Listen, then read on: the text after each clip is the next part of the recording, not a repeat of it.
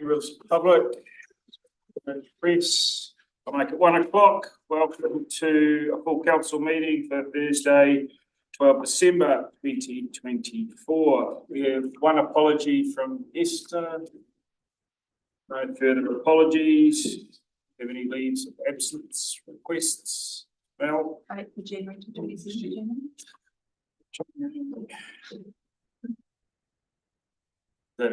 Sorry. Okay, for me, 22nd, 24th of December, 3rd of Jan, and the 13th and the 17th of June. Again, I move that the apology for Councillor Whitehead be accepted and any requests for leaves of absence be approved. The seconder, thank you, Mickey. Those in favour? Aye. Motion carried. Declarations of conflict of interest. Do we have any declarations of conflict of interest? Item 9. Okay. Will you be removing yourself from? Yeah. Okay. 9. Right. Okay, I move. No resolution required for the declarations. Okay, moving on. No matters lying on the table. Special announcements. Imogen, where are you hiding? There you are. Now you've got to stand up. On the table. Sorry? Oh, on the table. Here we go. So Imogen is the second of, well, actually the third because I got that handover from Jim as well. But I'd like to say my second to you, which is a program where the mayors mentor young rangatahi within the district. And the problem with this program is you get to know someone a lot better than you did right at the beginning of the year, and as you strike up a friendship, it's all over. Yeah. So I get quite a lot of fulfillment out of this. It's a bit of a two-way street. I'm hoping that Imogen has grown in her cultural expression and her connection. It certainly helps with my development in trying to represent more members of the district. So that here is for you. It's a little bit like Shrek at the moment, but it's Shrek 1, not 2. And there's a little thing for you now. So Imogen, when I first met her, didn't have I'd say it was a little bit minimal connection to her whakapapa in Otago. She's Waitaha, that's Maori, not Otahu.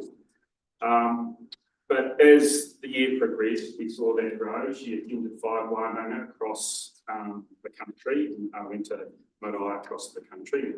We know, I think, number 3 was the real challenge, really expressing the vulnerabilities and becoming more comfortable with your own culture. And then we had a get-together yesterday in Wanaka. We had a coffee and like all Wanaka girls. So, and for Imogen then to take what she'd learned through the year, apply for funding, get the funding, and then actually early next year deliver a holiday program for young rangatahi in Wanaka to do raumaho, which is weapons training, weaving, and a hikoi to walk around the young rangatahi from Mac and actually talk about place names and the connection of mana whenua and the reasons of the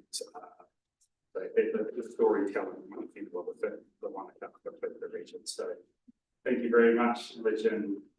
It's been a pleasure. I always enjoy this, but I'm also sad to let you go and I get another one next year. So into the train keeps on going. I'm sure to catch up with you again. She works at Kahu Youth. Spent a lovely time with all of the Kahu Youth workers yesterday as well. So a little connection was made there. So really appreciate it. I'm so proud of the growth I've seen the last year from you and with your culture. So if you want to say anything, go for it. Yeah, thanks for the words, really appreciate that. Ko Indigenous whenua. Yeah, I had the pleasure of being selected for the Tui Kaupapa this year. It's been a big year. It's been a lot of learning, a lot of growth. but honestly a pleasure. I just want to thank you for the opportunities that you've provided me with the Welcoming Communities Hui and the citizenship ceremony. You really encouraged me to get out of my comfort zone, and I just feel really confident in myself now, and just appreciate everything you've done, and also Tokats as well. Yeah. But yeah, kia ora.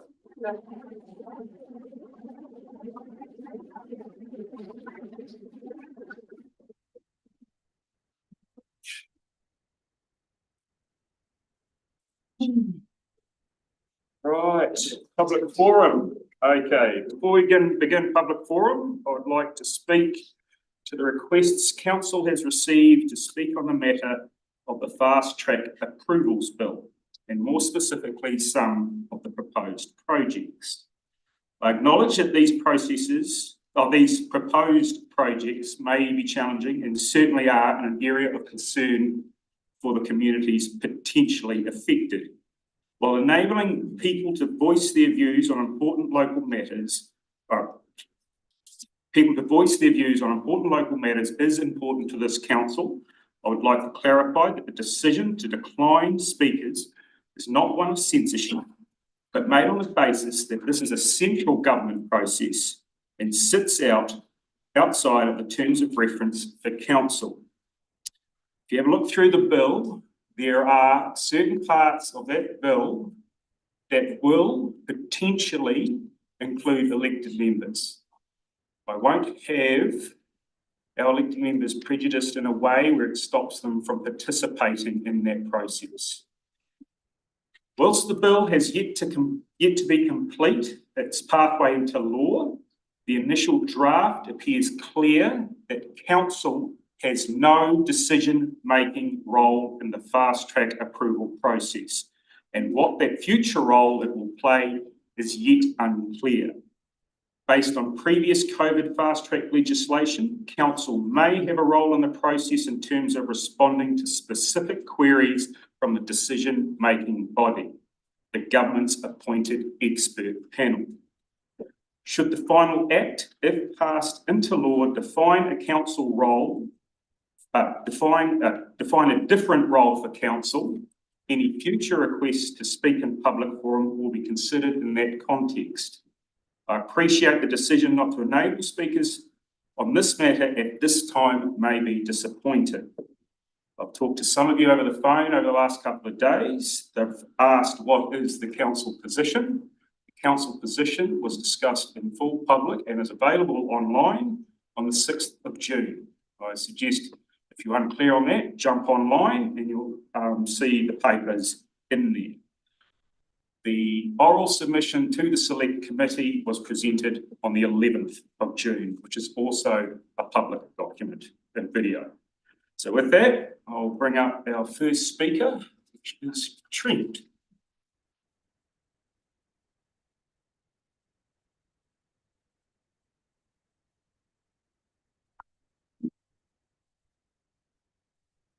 Kia ora koutou, ko Trent Toka Wingoa. This week, Ziptrek Eco Tours celebrate our 15th year of operation. I'm here to talk about our QLDC lease renewal, and I'm been very challenged by the manner in which these discussions have been undertaken. And I'm raising this on the back of the Piers and Morans rent hike and the outdoor dining restaurant collective concerns. Our lease renewal is a fundamental change to the way in which Ziptrek operates. And my ask to council is there a mandate from council to disregard business viability when negotiating lease renewals? Today, we operate in an unremedied landslide condition from September 2023. This event caused business shutdown for the spring school holidays of 23, and we currently operate by walking through the Queenstown Cemetery. This is far from ideal as a tourism experience, and today this remedial work is not being completed due to, in my mind, a bureaucratic paperwork enforced by council. We simultaneously may be faced with summer with shutdowns to the reserve due to fire during our peak season, and as well as a human and property risk. This is a practical business risk which has immediate and ongoing issues for Ziptrek. Ziptrek currently undertakes predator trapping, wilding removal, tree planting, trail maintenance on an unimproved section of land. We're a zero carbon business, and I would like to see a pretty good lessee. The Ziptrek lease allows for single locations and airspace under and over which QLDC gains other rental value from paragliding, mountain biking and other activities. We operate non-exclusive, multi-use, on unimproved land from a biodiversity perspective, a degrading place. With these points in mind, the lease negotiation is a fundamental shift in the way in which our lease is calculated and applied, moving from a revenue percentage paid at the end of the year to one with a very large quarterly minimums, not in sync with the seasonal nature of tourism. Although different in nature from the restaurant disagreement, we're talking about in the realms of 1,100% to 1,780% rises, depending on where we get to, paid upfront and now as a mandated minimum. Historically, this minimum was paid by us before we opened Ziptrek, as in before we operated, and throughout the whole of COVID. So this is a minimum, and we are quite concerned by this because it completely changes the way in which we'll operate. This effectively makes it a fixed lease and not a revenue-based lease. My question to councillors, is there a policy or a strategy that councillors are aware of that parks and reserves, generally unimproved areas, should gain a fixed rent regardless of the operational cost to ratepayers and or viability of nature tourism opportunities?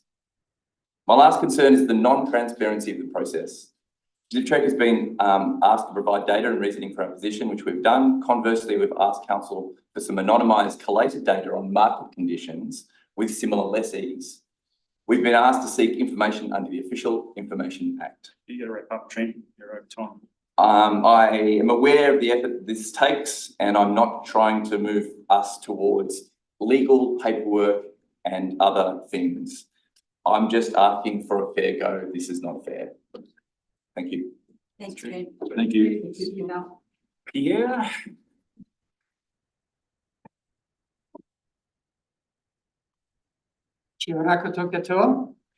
November was the second warmest November on record. In the last 12 months, the world was 1.65 degrees above pre-industrial average. So you must have all seen the apocalyptic scenes from Spain, the cars piled up in mud, the destroyed communities, the deaths.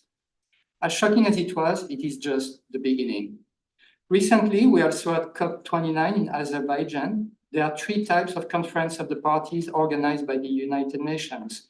The most well-known is the one focusing on climate, but there is also one focusing on biodiversity and one even lesser known focusing on land degradation or desertification. So COP29, the one focused on climate change, was a complete sham.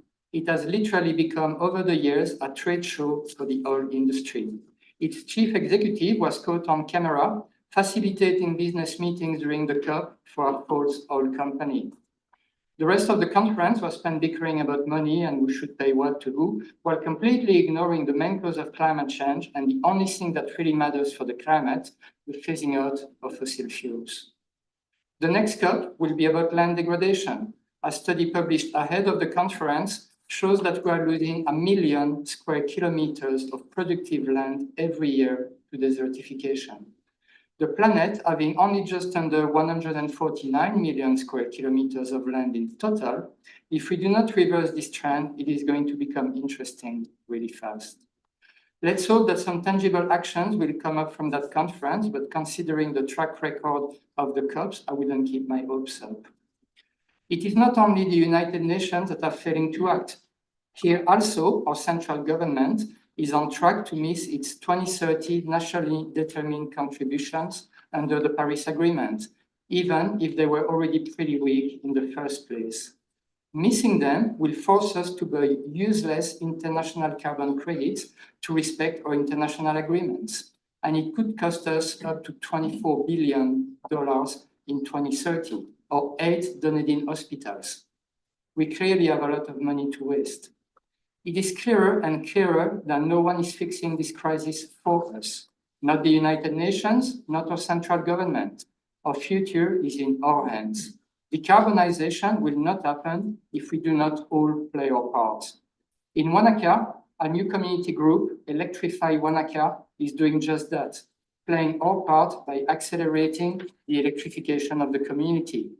This movement just started in New Zealand, but there are already more than 100 such communities across Australia. Electrify Wanaka will inform the community about the economic benefits, the health benefits, and the environmental benefits that electrification will bring us. We hope that you will support this push for electrification. Thank you. Yeah. Thank you, Pierre. Brings the public forum to a close. Confirmation of minutes of meeting. Confirmation of agenda, sorry, jump Just ahead. a question on that one. So just around the number of items that were put into the chief exec's report, I'm just interested, and I've got a comment to make, but just a question as to why we put so many items into that report this time, including the Ben Lomond Reserve Management Plan, the whistleblower policy, QAC's capital reporting, and a bunch of other things. There certainly seems like there's a tendency to put anything that's recommended from another committee just into the chief exec's report. And I'm just a bit concerned because, you know, some of these things we need. Okay, right. Like, No, that's, you made your point, right. This is actually a motion, so I can actually talk to the motion. Well, there's no motion made. Yeah, no, what next? I just thought I'd mention it. Yeah, I can do that in a minute. It's fine. I move that the agenda be confirmed without addition or alteration. Do I have a seconder?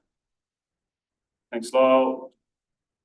Thank you. So, look, just for me, some of these items, it's really important to get engagement from the community. If we're going out on the Ben Lomond Reserve Management Plan, I think it's really important that we have it in front of the full council squarely near the start of the meeting and have reasonable consideration rather than having it lumped into a list of, I think, 11 or so items in the chief exec's report.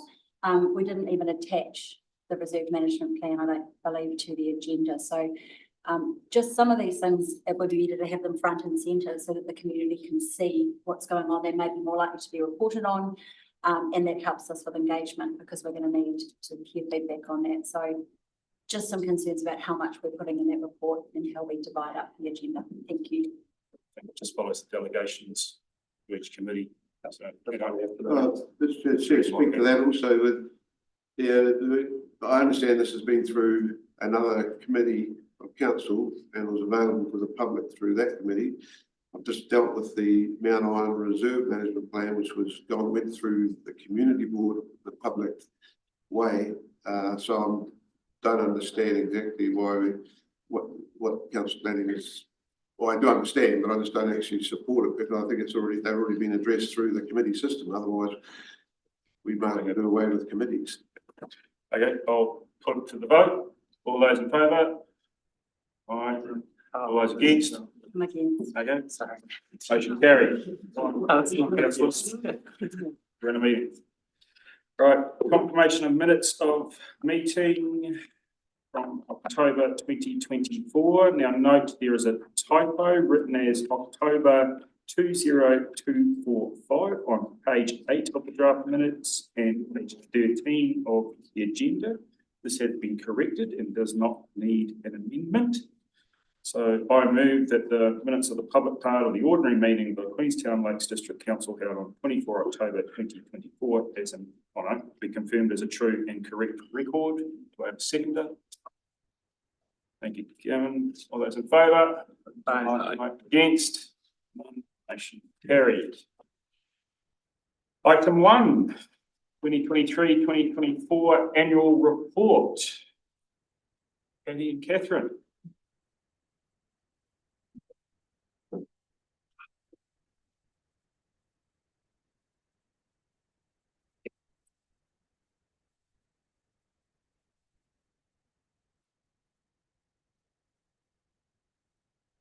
You ready, Catherine? Okay. Patty?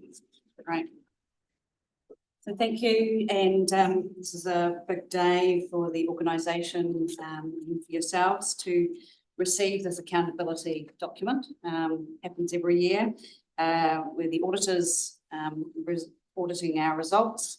It's not just financial, it's also those service performance targets that we've committed to the community and what progress we've made towards those.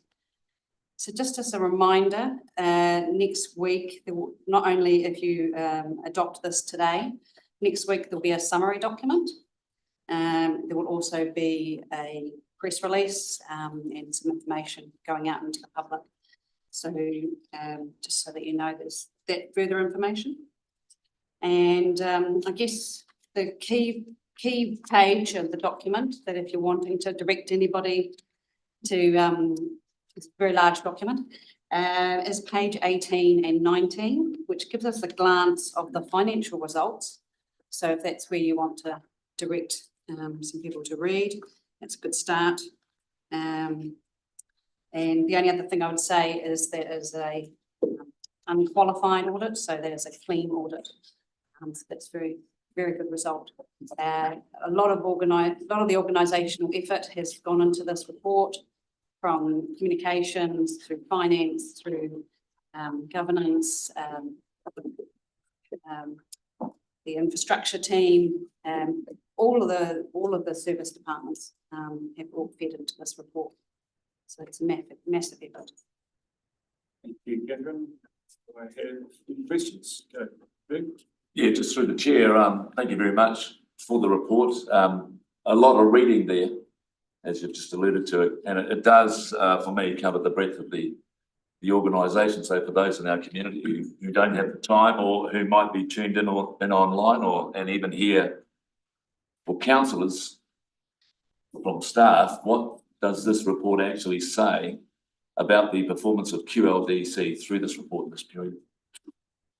Yeah, I guess everyone's got different interest areas. So there are sections. If you look at the contents page, you can drill into the section that's of interest to you. So if it's libraries, then you can go into that section and find all the measures and targets and how we performed. I guess from a financial perspective, there's you can see that the costs have obviously increased, and we've got strong growth happening in the region. So that's seen increase in rating units. But also you can see that we've got a really lot of capital investment that is happening. So yes, quite a lot of investment in that. And yeah. Oh, and there was one other thing too that was pleasing around that. The airport has also given us a larger dividend, sorry, than what we had expected. So that was pleasing as well.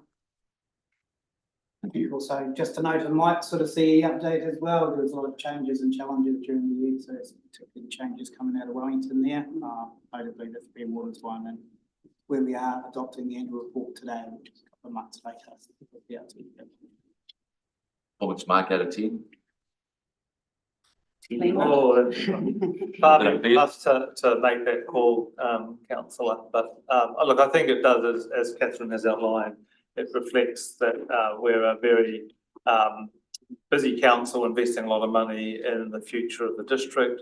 We're coping with some significant challenges along the way, and obviously this year we're reporting on also covered the issues with both the cryptosporidium and with the major storm damage on Ben Lomond. I think the performance of the airport, it speaks to a lot of activity and I think an increasingly professional performance by the organisation. I mean, this was the highest turnout of capital that we've had in the district ever, $177 million worth of new capital going into the district. So yeah, just reflects, as Catherine has outlined, we're a very busy community with a lot of growth and a lot of pressures on it. Thank you, Stan. Thank you. Just a few from me. Look, you're obviously new to the role, Catherine, and I'm just wondering the level of concern that you have around budget overruns in terms of OPEX and the requirement to balance the budget, and yet having operational overruns then paid off by debt at the end of the year. I'm just interested in your thoughts on that going forward and how we start to mitigate those issues.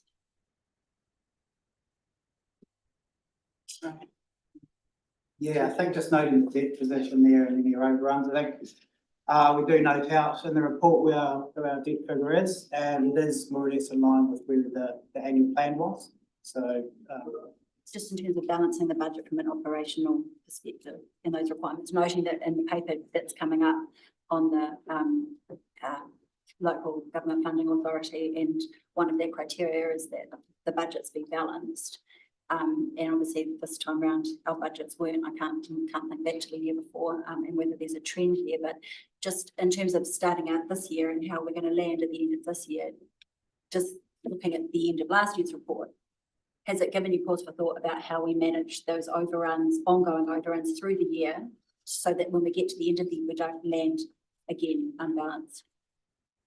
Yeah, I guess if you looked at section of page 18, you know, the things that have come out of the woodwork, I guess, during the year, not a lot of it we could control. So interest rates, for example, we couldn't control interest rates. Maintenance, you know, there's been weather events. So where we can bring back on to budget, there's certainly efforts being made throughout the organisation to do that. My experience is that pretty much every council doesn't have a balanced budget in the first year of an LTP. That's what I've always seen. It's really, so it's quite normal behaviour. Otherwise, you know, development contributions is a, you know, that revenue source, we can't predict what that's going to be. It depends on when the developments occur. And so there's quite a lot of variables that we can't control. Thank you. And just another question, just on the economy group section. Just look, maybe it was in there and I missed it, but just a really good explanation of those overruns, because we had debt financing costs that was supposed to be 427,000 that ballooned to 9,200,000, which I'm assuming is around Lakeview, or I may have read a table wrong, but I'm just concerned about where that particular group landed. It looks like, it reads to me like there was a $16 million unexpected. So comparing to the LTP. Around right? finance. Yeah, it's the weather tightness line. So that, how did that fall into there last year? It's on page 93. Yeah, that's the repayments of the line. Right, okay, so that's where that sits. Was that made clear in the report? I didn't see that. I guess for me, I'm just, this is obviously this document. I can talk to that afterwards. That's all the questions I've got. Thank you. Further questions? Quick one, just to confirm, I know the answer, but there's a couple of statements in there that say the draft annual report will have been considered at the Audit Finance Risk Committee meeting, and the auditors will have attended this meeting, and that the audit process will have been substantially completed with only minor changes expected. So the two questions are just to confirm that those things have happened, be sure they have, and were there any changes that came through from that audit process? Any minor changes? Not the last week. No, not last week. I think attached is the audit report, Yeah. which is, that's been updated since the audit was. Thank you very much. Yeah, just a question. I am on the Audit Risk and Finance Committee, and I know we did a deep dive of the audit report, and at the time, my thanks to the staff of how detailed this is. It's really informative, and the understanding of work across the organisation. Anyone in the public that does want to read all 183 pages, go for it. But my question at the time, and just for those listening who perhaps might not have tuned in for Audit Risk and Finance, was around some of those bits. For example, salaries and wages were 1.7 million under budget due to unfilled vacancies, and just where in the organisation those gaps are, because I know that in some instances that means we may be struggling to deliver the level of service. And you spoke to that in audit risk, but perhaps if you could just give some reassurance around or explanation around those bits where we're potentially saving money, but perhaps exposing ourselves to other risks, like not having the level of capability we need. Well, it's 1.7, I think, roughly as a ballpark. You know, our budget is 50 million, so you know, and it's definitely coming down as the variance there. It's always hard to recruit into the technical side of things. In saying that, your P&I has gone through a big org review now, and has filled up those a lot of those vacancies of recent. Any further questions, councillors? We have a mover for the annual report. Thank you, Lisa. Thank you, Devon. Any discussion? Thanks. Look, I sort of went back and had a look, and obviously the purpose of the report is supposed to be to set out clearly the differences between the long-term plan and the annual plan, where we actually landed, right? And, you know, there's some statutory provisions in there and you know, we can tick some of those boxes off quite easily, I think. But I do think we could make it easier for the community to understand where we've achieved what we said we would and where we haven't. So look, I'm just going to say some things people can watch back afterwards and figure out if it's something worth taking on board. I think the grouping of the activities can be awkward. I think there's some large activities lumped in with some little ones, for example, and then thank you for coming. In the environment section, you've got the district plan with policy and consenting, and then you've got things like climate and biodiversity plan. And you get no visibility of those smaller projects because of they're lumped in with the bigger ones. They're also mixing departments. So I'm just wondering, I don't know the answers, haven't landed you, but I'm just thinking it would be helpful maybe to go back and review the groupings before we do the next LTP, just to see what makes the most sense for the community in terms of accountability and tracking things. I thought it might be helpful, all of this hinges on starting with the LTP, but the separate payments to staff and suppliers to be split out, maybe. I thought the variance box at the end of the financial statements, it talks about actuals. It doesn't talk about unders and overs and set out clearly what was more and what was less. And it probably makes sense in a financial sense, but I'm thinking for the community looking at it, is it as clear as it could be?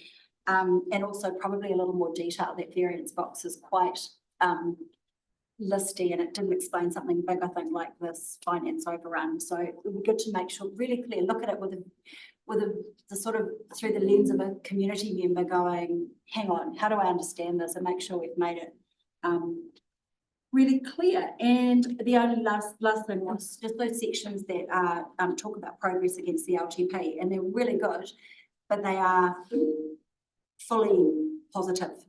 They're like where we've made progress, but there's no sort of comments about, look, we didn't quite achieve this. And I think that would balance it out and make it more of a comparative document, which I think is what it's supposed to be. So I'd just be interested in the staff looking at it before we do the next LTP and how we can work it out. And then obviously the report will flow on from there, maybe with more clarity for the community. Thank you. Discussion? Put it to the vote. All those in favour? Aye. Against? I'm against. Thank you. Thank you. Thank you.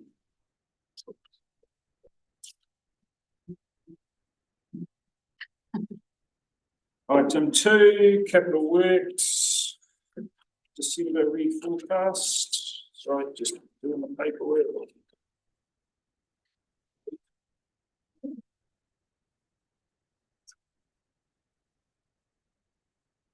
Take it away.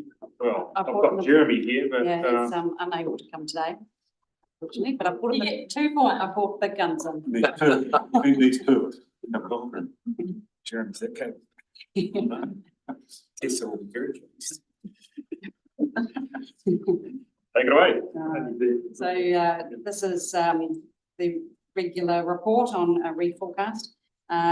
We had one back in September.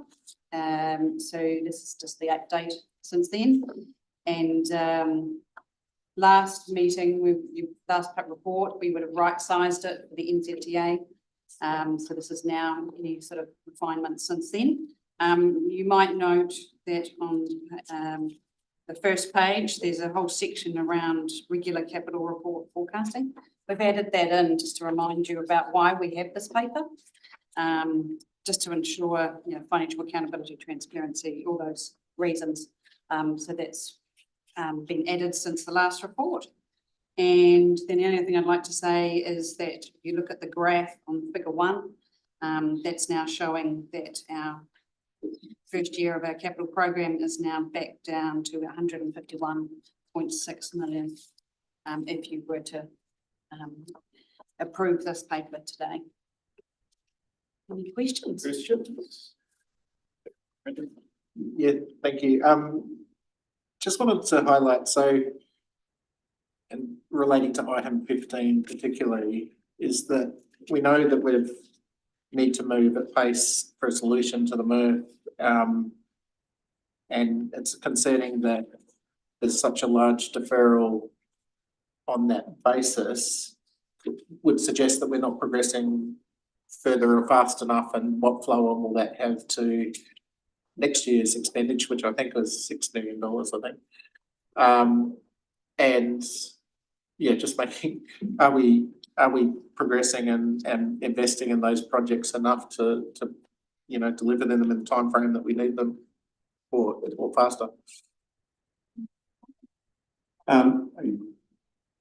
So I think it would be fair to say that we aren't tracking relative to where we thought we were when we set the LTP, and reflecting that there's quite a long incubation period on setting those budgets. So, a year's gone by since we originally did that forecast.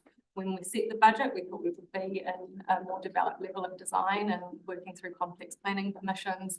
That's not where we're at, as the Infrastructure Committee was informed recently. Options are being assessed, there is progress being made, and when the budget was set, it was anticipated that there would be a really long lead time in terms of planning permissions for wherever a site was set down. It's now looking like that won't be the case. So even though there's a material deferral here, the long-term delivery timeframe at this stage remains on track or within tolerance. We're not anticipating a delay overall relative to the LTP. We will look to adjust the year 2 budget as well through the annual plan. Okay, understand that. Yeah, I suppose just to signal that those projects are incredibly important. We need to continue to make rapid progress on them, and we've got money set aside to do that. It's unfortunate that that's not utilised. Yeah, so thank you, Mr. Chair. Just a couple of details on the attachment A. There's a couple of projects in there, new ones. Can you just explain them? The State Highway 6A improvement stormwater. I'm not familiar. What is that project? So that's we're looking at potentially putting the stormwater pipe across 6A to service the northern side of Frampton. That's north. Okay. In that area. So we're working through that with the Alliance at the moment. Okay, so that's it. So on that line, I think that's one, isn't it? Or is that, have I got that wrong? Well, I'm just trying to work out. Is that wrong? So Highway 6A and 6 is quite a long highway. I don't know where it is. So this related to the intersection upgrade underway, NZTA need to put in a stormwater pipe to meet their conveyancing requirements. We are looking to make a betterment payment so they upsize that pipe to future-proof for that stormwater catchment. Okay, so on that line though, you've got 400 grand coming from the Wakatipu priority growth areas thing, and 60 from the Wanaka Airport, but the total there is still only 400. So why is it not 460? And the proposed budget, line number 19. You're taking 60. You said you're taking an extra 60 grand from the Wanaka Airport stormwater. Yeah. But the total you've got for proposed is only 400. So you've got 400 coming from Wakatipu and 60 from, so shouldn't it be 460? So it's 340 coming from the Wakatipu priority growth areas budget. Oh, okay, you've written down here 400 in the comments here. So it's a combined transfer of 400. Ah. And Okay, sorry, sorry, Jesse. And the other project I'm just interested in, you're buying some land on Anderson Road. What line? Line 48. 48? It's another new project. There's got 2 new projects here, 47, 48, Pryor Street Works and Anderson Road land acquisition. Just trying to understand what those 2 are. So we have an opportunity to acquire a small sliver of land from a landowner to future-proof for a cycleway. Cycleway on Anderson Road. We just finished the cycleway. There's a connection that I think is planned to be improved through there Okay. at some stage, unbudgeted, but this is an emergent opportunity to acquire land. And the Pryor Street Works. Quick wins, Lyle. The Pryor Street Works relates to the formation of previously unformed legal road, which was formerly the primary school car park. Okay. Thank you very much. Any further questions? Some of the referrals on projects are partly to do with partnerships and, you know, the timing and sequencing of things. But just referencing the lesser amount on employment, is there positions available in infrastructure that is holding us back from progressing faster with some of these projects? And I think we previously spoke to some of those positions being filled, but just wondered if you could speak to the nature of if we're needing more people to move things along faster on the ones that are partnership related. I'm not sure in terms of the various projects here, but we are under resource constraints at the moment. We are recruiting at pace, but we are having difficulty recruiting. It is having an impact on the delivery of stuff, but we are looking at ways that we get these projects through by using consultants and other things. Yeah. But some of the delays may not be related to that. Yeah, I know. Depends which projects you're talking about. That's why I highlight it, because I'm cautious to not imply that, but yeah, I guess, is there a rough understanding of how much is relevant to that, lack of people power? The majority of deferrals relate to just adjusting to where these projects are in their life cycle. There are a few which have some delays as a result of our capacity constraints. They tend to be the smaller projects that are in the incubation planning period. So like Frankton Beach to show conveyance would be a good example of that. We had intended to kick that off in the first financial quarter of this year. We'll kick it off in the second financial quarter. So you see a little bit of a stagger in the spend. Mostly these deferrals don't relate to. Thanks. When we do all of these deferrals and we focus on CapEx, do we ever kind of look at what's the impact on operational budgets? If anything, is that part of it? I don't know if it should be. I don't know. I'm just interested in your thoughts on why we isolate it. Because obviously people are still paying the same rates. We've still got, you know. I guess from a capital perspective, it doesn't really affect operating until it's finished. And then the depreciation and the interest and everything kind of gets capitalised. So. Yep, that's fine. And sorry, this one's a request, just in terms of how the debt to revenue, I'm looking at, sorry, I've got pages. There's a graph and we have the lovely little chart on page 38. Just table 2 or figure 2A, table of existing proposed LTP capital budgets. Could we, just a request, could we make sure that we always get debt to revenue impact on headroom and net debt just chucked in like normally is on that table? Just for next time.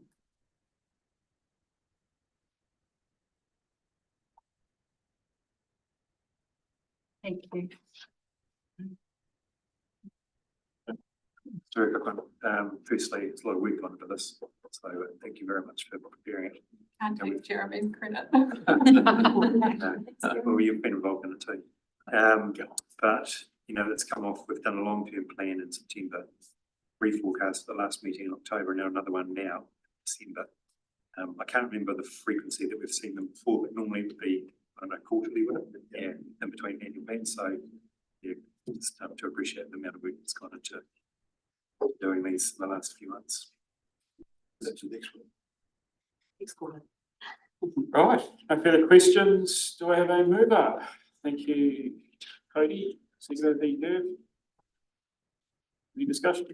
Yeah, thanks. Look, previous to my comments I made in previous council meetings, I'm struggling with what I call bedding in, and I won't call them, where we haven't achieved the outcome. And the MRF example I used today is, I think, a good one, is that our expectation is we move that as quickly as possible. If I approve the reforecast, I'm accepting that we're no longer measuring the organisation against success on that, achieving that goal. So while we've got that problem in place, I'll probably have to continue to not support the CapEx reforecast until we resolve that. Thank you. Okay. Any further discussion? Put it to the vote. All those in favour? Aye. Against? Motion carried. Thank you. Thank you. Local government, item 3, local government funding agency, 350% debt ratio. Katie and Catherine. All right. Hello again. Five. So the purpose of this paper is that officers just wish to gain some council approval to begin work on looking at potential bespoke arrangements we can get for this new LGFA revenue to debt arrangement, which is immediately available. Paragraph 7 does note the initial guidelines that's coming through from the LGFA, which would be expected to be included as part of the application. We have been informed QLDC would be expected to qualify as one of the high growth councils. And then just to round out also is this bespoke arrangement is one of the financing tools this current government is supporting to enable greater investment into infrastructure. Questions? Thank you. Yeah, thank you. So look, we all understand that debt limits are a constraint that we work within and we,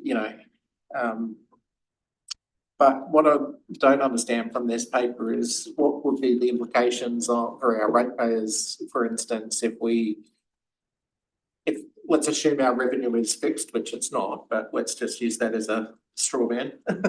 If our revenue stays the same, but we chose to borrow more money to deliver more CapEx projects, what impact, and whether it's use a sliding scale, say if we were to add 50%, what impact would that have on rates, hypothetically? So I guess any extra borrowing would come through the next annual plan.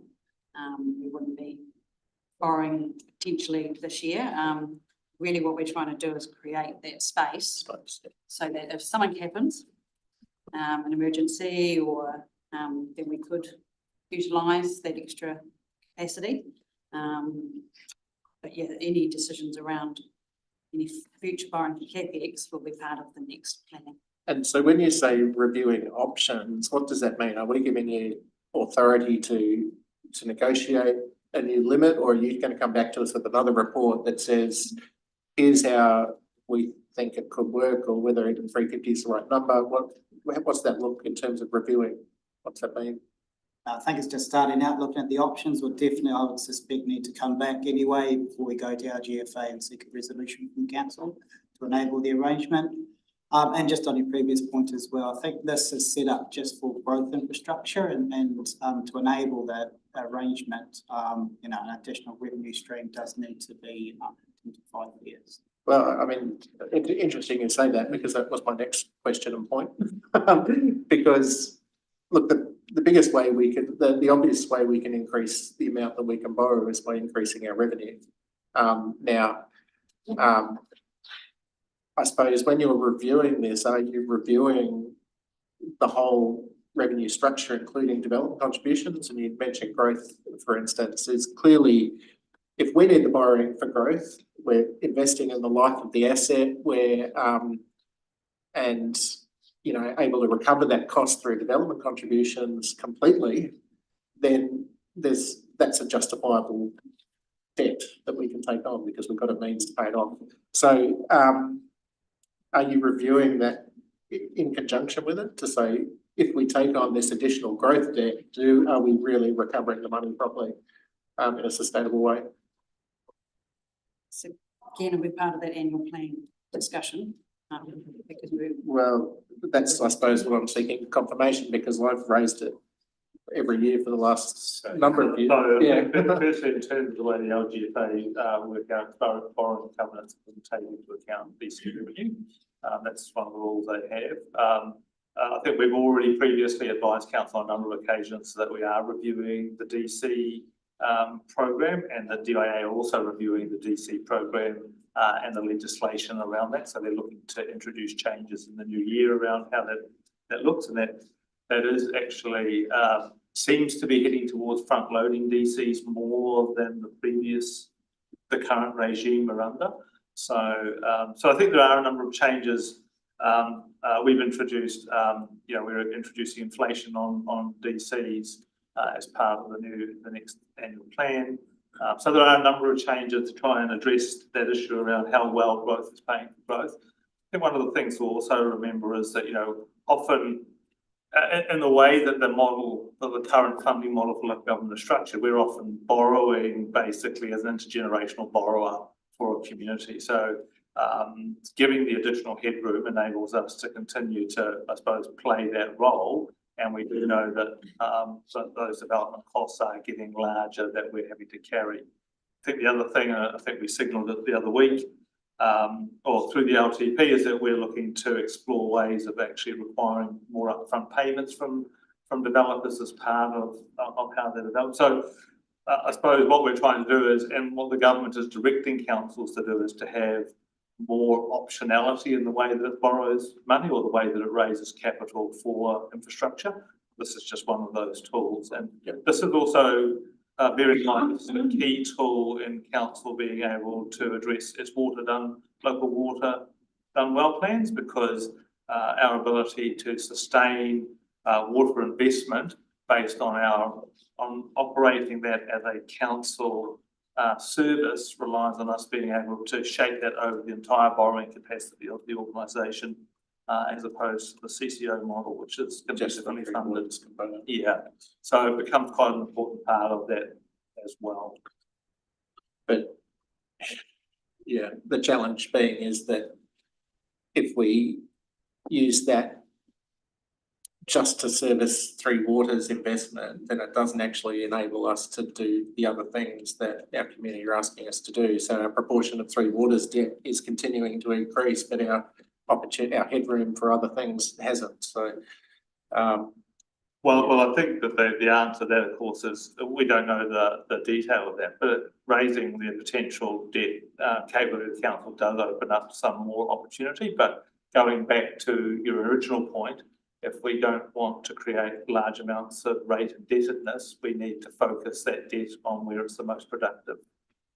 Yeah, and where it can recover its revenue. That's right. Which is the point. So look, I'll leave it there. I just want confirmation, the Chief Executive, that that's correct. This is investigating, reviewing options. The options will come back to us, including that sort of economic analysis. Well, I think we would be expected to, and we haven't seen the details, so this is really just signalling that this is an area that we intend to investigate. It's an area that you've asked us to look at, which is additional revenue mechanisms.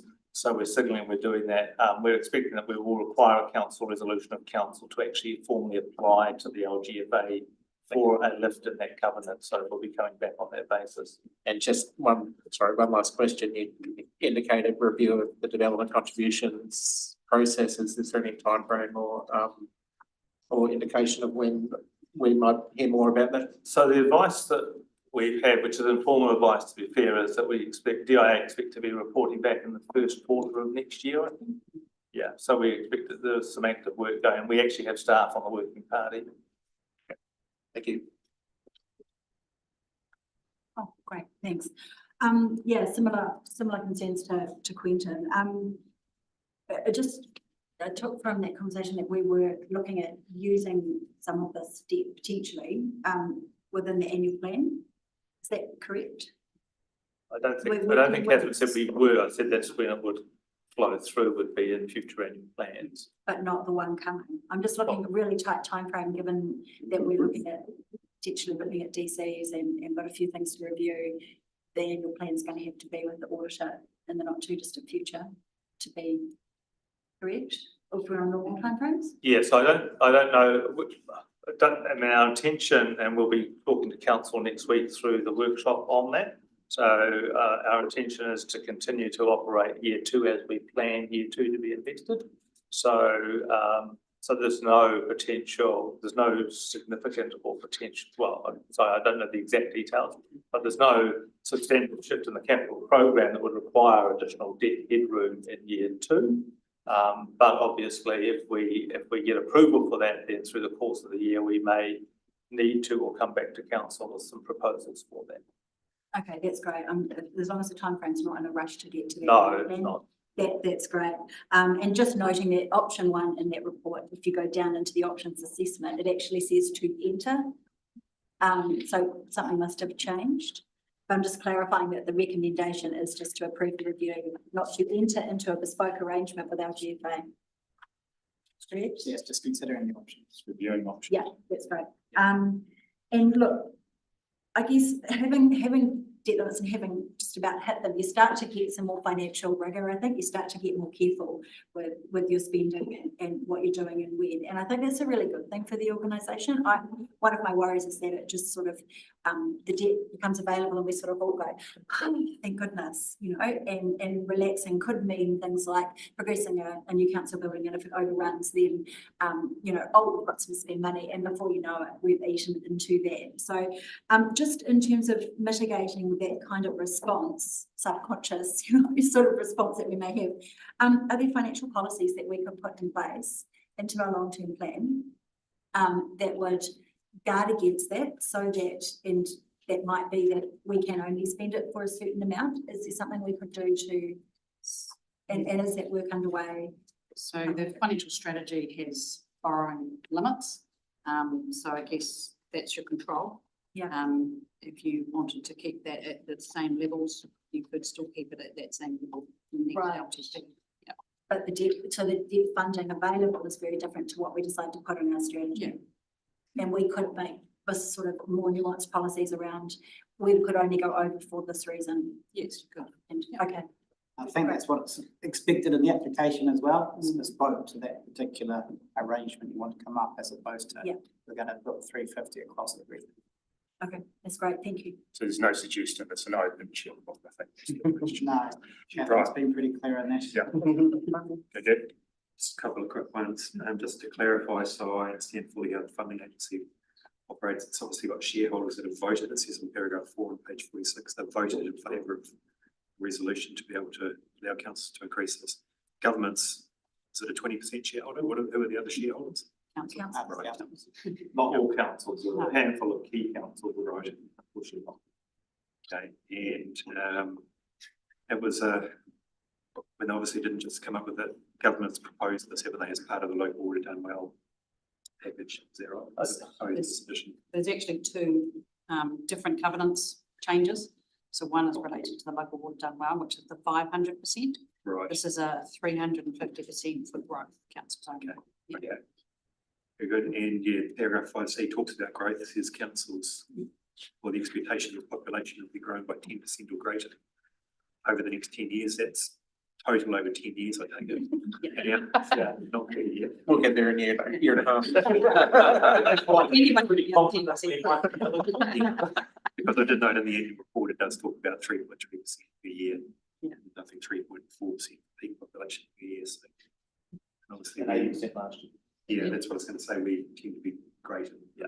The only other thing was that, and I think you've covered it before, obviously more borrowing. If we can get to that point, it's a little bit further down the track, means more interest to pay back on that. But that would be accounted for in an annual plan or the next long-term plan. Thank you. Gavin just alluded to it, the 500 for the local water done well, and this option here.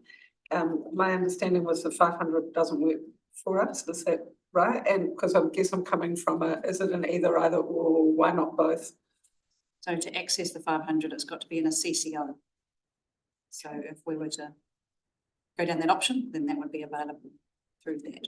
But if we're not going through a CCO for our water, then this is the option that we have on the table. And if we were to explore a CCO option, would that level be enough for us? No, we already exceeded 500%, so we would have to significantly raise. For three waters. For three waters, yeah. And that's the difference. We're not comparing apples with apples. That's correct, yeah, and so, yeah, so it is sort of either or. Yeah. And for us, the advice that Catherine and the team have looked at is that basically because of the way our debt is structured and because of the way that we operate, 350 as a high growth council is a much better option for QLDC. Thank you. Okay, no further questions. Do I have a mover? Thank you, Barry. Seconder, thank you, Mel. Discussion. Really, Paddy? Oh, just you. There you go, Paddy. Get away. Thank you. I just come up with some anecdotes also. I was thinking, loosening the belt, if you get a bit chubby, it's probably not the best fitness plan, but if you're 6 foot and you're 13 years old, then you probably need new pants. So we're probably more the teenager than we are anything else. And it sort of feels a little bit like the cart before the horse, going, I just borrow more money. Knowing that, the funding and financing of infrastructure is something that we need to reform and look at, and I know that talking through that, so I'm generally supportive of it as an option. It just, for me, it's all in with everything else that is yet to come. I guess to your point on the annual plan, it's a lot of changes and challenges. We'll see how that's going, but yeah, I wanted to. Thanks. I feel like the growing pains analogy, but. Yeah, thanks. And I suppose just a similar sentiment is just because we can doesn't mean we should. And so while I'm happy for you to review the options and come back with us and understand that more, I think as I have come to understand it over time is our biggest problem is the revenue side, not the debt side. And that we need to make sure that we're recovering revenue from the right people, the right places and the right people in order to service the debt that we have. I don't believe we could service more debt under the current arrangements that we have. So I'll just signal that. Other than I'm happy for you to go away and look at it. Just a very quick comment, when you think, oh, that's a big increase from 280% up to 350%, sounds like a lot. And when we talk about the dollar amounts, it's even more. For a lowly man on the street or woman on the street. But I sort of related it back to, well, firstly, obviously it allows us to provide the infrastructure and services that we need to provide to allow for the growth that we then can generate the income from.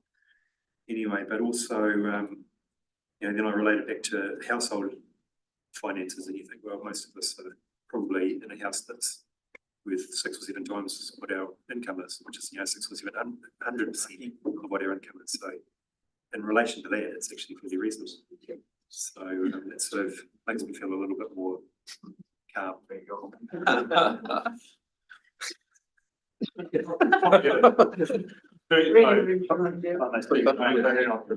That's a good point that Gavin raised, because if mums and dads out there have had to follow the same rules as we have to follow with debt to income, no one could afford a house, or no one could live in use. So it's as simple as that. I was just going to say that if you have a look at historical levels of local government debt, especially through the 50s, 60s and 70s, it was up to 500 to 600% because we were growing post the war. It's only until the early 80s and late 80s we deleveraged back to zero. And we started not investing in infrastructure. And look where we are. We're still trying to actually catch up with all that non-investment through the 80s and 90s into the early 2000s. So even though 350 does look like a large figure in a historical context, it is not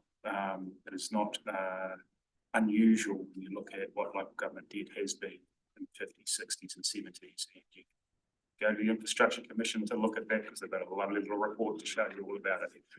So with that, is there any further discussion? No. Yeah, go first. Thanks. Look, us spending money is not a bad thing if we do it well, and if we manage risk well, and if we get those internal audit processes sorted. So, at the moment I'm a bit nervous because I don't think, to use a term that one of our audit plans and risk committee members made a while ago, I don't think we're match fit at this point. I think we're getting there, but I don't think we're quite there yet. So I think we need to take this sort of opportunity seriously, and look at lifting our game and look at how we manage risk, anticipate problems. That's one of the big things that I think we don't do so well, is looking not for, we'll get it done, it's going to go back.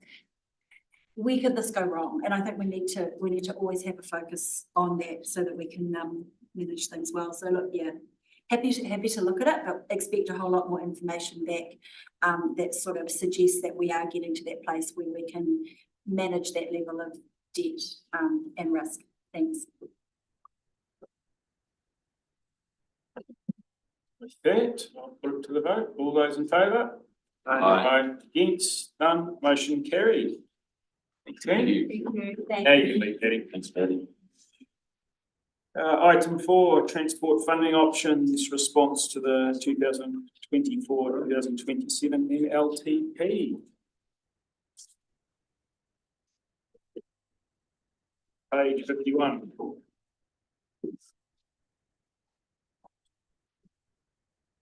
Deciding who speak. Okay. I'm gonna let Jessie speak because she knows that. Take it away.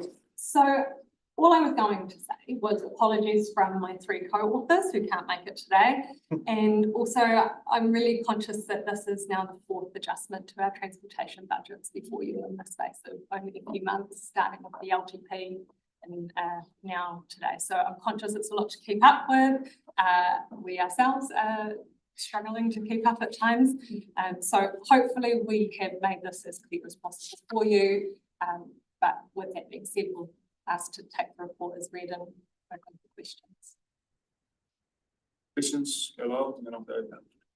Yeah, this committee just clarify, we talk about strategic projects, the jumps out at me, I guess a couple of obvious, one seems to be the bridge, the Capital Bridge and I think Cape Lab or 2 that pop up. Are there any other strategic projects that we're sort of addressing at this point? Not affected by the decision today. So is there any indication of the money for the Capital Bridge, is that actually to do full job to replace it? So In some of these options. the implementation budget sits in future years of the LTP outside of the 3-year period for us. We have budgeted for pre-implementation activities in 3 years at a reduced level of funding. It'll be a reduced level of pre-implementation work completed. Okay. I see the recommendations option 1. I'm a little bit interested in option 3. I suppose can you just give us a wee bit of more your view on the comparison of those 2 and the implications? I guess the main implication is the impact on strategic projects. That's where the real rub is for that project. Under option 3, in order to have that focus on immediate delivery, we would be scaling our budgets for the Edith Cavell Bridge, new Shotover Bridge, and Cable Ave right back. And if we were to maintain the timeframe set down for delivery of those projects in the LTP, we would be exclusively dependent on alternative funding and delivery arrangements. You say we've done this a couple of times. So this will future will be subsumed into a reforecast process, or will be a separate one for this for transport? We did the transport one, and obviously reacting to NZTA's position. So in future, will this sort of thing be picked up? So if, for example, in the next reforecast we get some money available, then we can revisit possibly the Capital Bridge implement preparation type. Okay. Thank you, Mr. Chair. Yeah, it's a similar question, I suppose, is just how realistic is, what's the advantage of really bringing pre-implementation work when we're not changing the capital of those projects, those 2 projects particularly? Does that provide us an opportunity to be more prepared for alternative funding, like a regional deal or something like that? That is exactly the intention, and we can't predict what the NLTP will or won't fund in the next period, but it would get us much closer to delivery.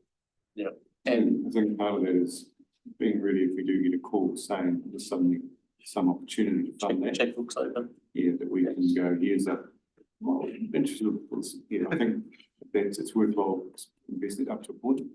So. Yep. I suppose, and just to highlight that, you know, we need to continue to put pressure on government to invest in the things that they're making us invest in through the growth that they're pushing on us. You know, the NZTA really seriously needs to come to the party in this district, and both on state highways and on our subsidised programs. Just a couple of quick questions. The table one on page 55, that's got original LTP budget, current budget, then the options. The difference between the original LTP budget and the current budget, is that purely the lack of or the reduced NLTP funding, or does it also include the previous reforecast? So the current budget reflects the October reforecast position, which was purely an adjustment to reflect the NLTP funding we assumed but didn't receive. But it also incorporates, I think, around 4 transportation lines that you just approved through item 2 today. Okay. Oh, so it does include today's one as well, Yes. right? Yeah. And because I know that does come up in some tables later on, but the other question I had was, is the NLTP funding that's come through, is any of that flexible in terms of whether it can be reallocated around? So the question I have is the Arthur's Point Bridge in option 1. That seems to have, so it's got 15,800 local share out of 31,000. So that's indicating 16,000 share from. Yes, and that particular budget is a carry forward from the previous NLTP. Okay. So by us matching that, we can uplift that small amount of funding that's residual from the 21 LTP. Okay, that's the NLTP amount for that was only $20,000, wasn't it? Total, which included the local share. And that's from the previous Okay. NLTP, not the current ones. Clarifies that. And so the only other thing I was going to say was again to you, great work. You've spent quite a bit of time going through this. I know you have over the last few months. Trying to shake it out. So yeah, well done. Thank you. Okay. Good. Nikki? Thanks. Yeah. Echoing Gavin's last comment. Yeah, well done, and look, great report. It's such clear options, and really well set out. Just wondered if you could, just talk us through the new consolidated budget lines, and noting that there are, lots of small things within them. How do we track where in the future the money lands, whether it's with a particular line gets too much and others don't get any, and how we keep on top of that as maybe as an infrastructure committee? Yeah, sure. So the way that we categorise our transportation budgets when we set them up is aligned to the funding categories of the NZTA. Without the funding assistance attached to them, it gives us a bit more flexibility in how we spend it. You can choose as a council how you'd like to spend that money. By consolidating those budgets, you, one, reduce the number of budgets you need to manage, but also it gives you some flexibility if we have more footpath renewal needs than we have budgeted, or we have more reactive network needs, as you'll be familiar with over the past few weeks. So that isn't a level of detail that we've ever reported on before, how we spend within renewals budgets. I don't see any reason why we couldn't produce a report to that on the infrastructure committee at the end of each financial year. That was something the committee wanted. Thanks, that'd be fantastic. And just one easy question, hopefully easy. I just wanted to confirm around the GRIT and the CMA application, because obviously operational budgets are impacted. Are we cutting back on that at all, or are we working to the normal safe? Suppose the road you stay with Norby and. What's that? Don't drive, Nikki. Don't come up. Hang on. Sorry. CMA and GRIT. CMA and GRIT. So you need to be careful here, because I'm expecting this question and it's not a capital budget. The operational budget did not attract the level of funding support we expected from the NLTP. Yeah. However, the team has indicated that there is no intention of reducing services below safe levels. So the extent to which that might reduce, I'm not clear. Okay. I think it does, so it does, the key issue there is we won't cheapen our application. So actually, Councillor Cox is probably correct, that we may end up having more temporary road closures if we can't adequately provide GRIT or CMA down. But because we have set standards in our contracts, and because they are related to our risk ratings as an organisation, then we won't be compromising what we do. Okay, yeah, I just wanted to indicate Yeah. I would be very supportive of more funding for safe roads. CMA GRIT. Yep. Yeah. Any further questions? Thank you, Gavin. We're going to move it. We have a seconder. Nikki, Any discussion? Yeah, sorry, thank you, Mr. Chair. Yeah, I'm quite torn between option 1 and 3. It comes down to really these strategic projects versus minor improvements. And I know, like, okay, we get to our local areas. There's a couple of the strategic projects. One of them, the cable is definitely subject to work with a developer's agreement. And I guess the other project, which in Wanaka that comes under minor improvement, is that we strategically we really like to get done is the roundabout Golf Course Road, which is also subject to development agreement, maybe other forms of funding.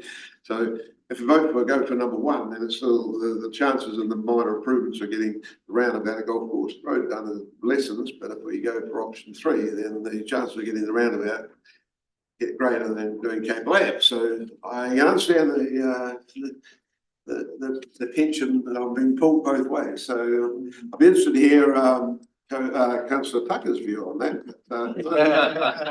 It comes from Harvey. Sorry, I'm not trying to belittle Edith Cavell Bridge or anything. I'm just, we do come from the Wanaka side of the hill, so that's why I'm having difficulty between 1 and 3. Yeah, I mean, like. Remind you of your oath. Sorry? I'll just remind you what your oath counts. Best interests of the district. Anyway, I was calling out of council anyway. No, yeah, I appreciate the spotlight. Thanks, Lau. I mean, I sort of see the sentiment in terms of when I look at the road and where it's at, that the developer coming to the party would make sense in any normal circumstance. And so having that as a fully funding Cable Ave versus having that partnership arrangement, I'd rather see a partnership go ahead with that project in particular, and I think so of the community, because they want to see them paying their fair share and the contribution that they need to in order for the ratepayer not to be left footing the bill on everything. So yeah, I see your point on it. Which option do you support? Just to add some colour. Yeah, perhaps just to, whether I provide any reassurance or not, Councillor Cox, I mean, I think the reality is, and that's why partly if you look back at the item we had earlier on, where we do actually shift the capital works budget to actually meet circumstances. I think, as Councillor Tucker's pointed out, yes, keeping some tension in there is actually quite important. But if the opportunity came up and we actually got agreement with those individual landowners, we would have the scope to come back at a reforecast and adjust our budget to take advantage of that opportunity. And that's essentially a large part of why we do actually shift and move budgets to actually respond to what emerges during the course of any year, as it always does. Yeah, I guess to follow on, if look at me go. I just think the environment that we're in. I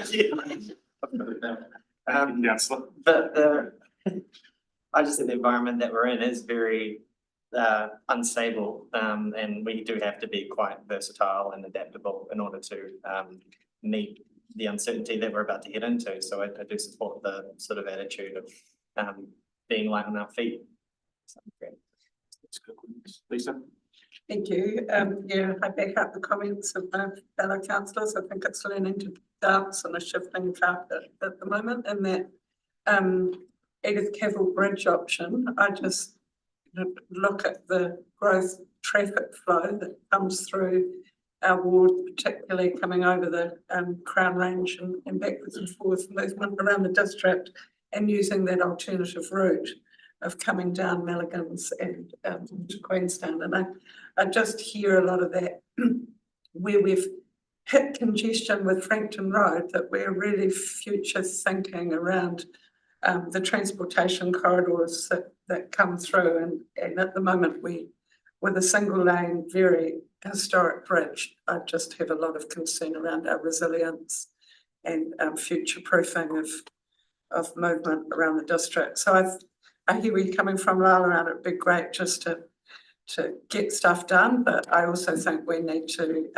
just be cautious around our future strategy around keeping that tension, as you said, but that balance as well. So while hearing the need for lots of immediate response, I also just think we need to be a bit more balanced.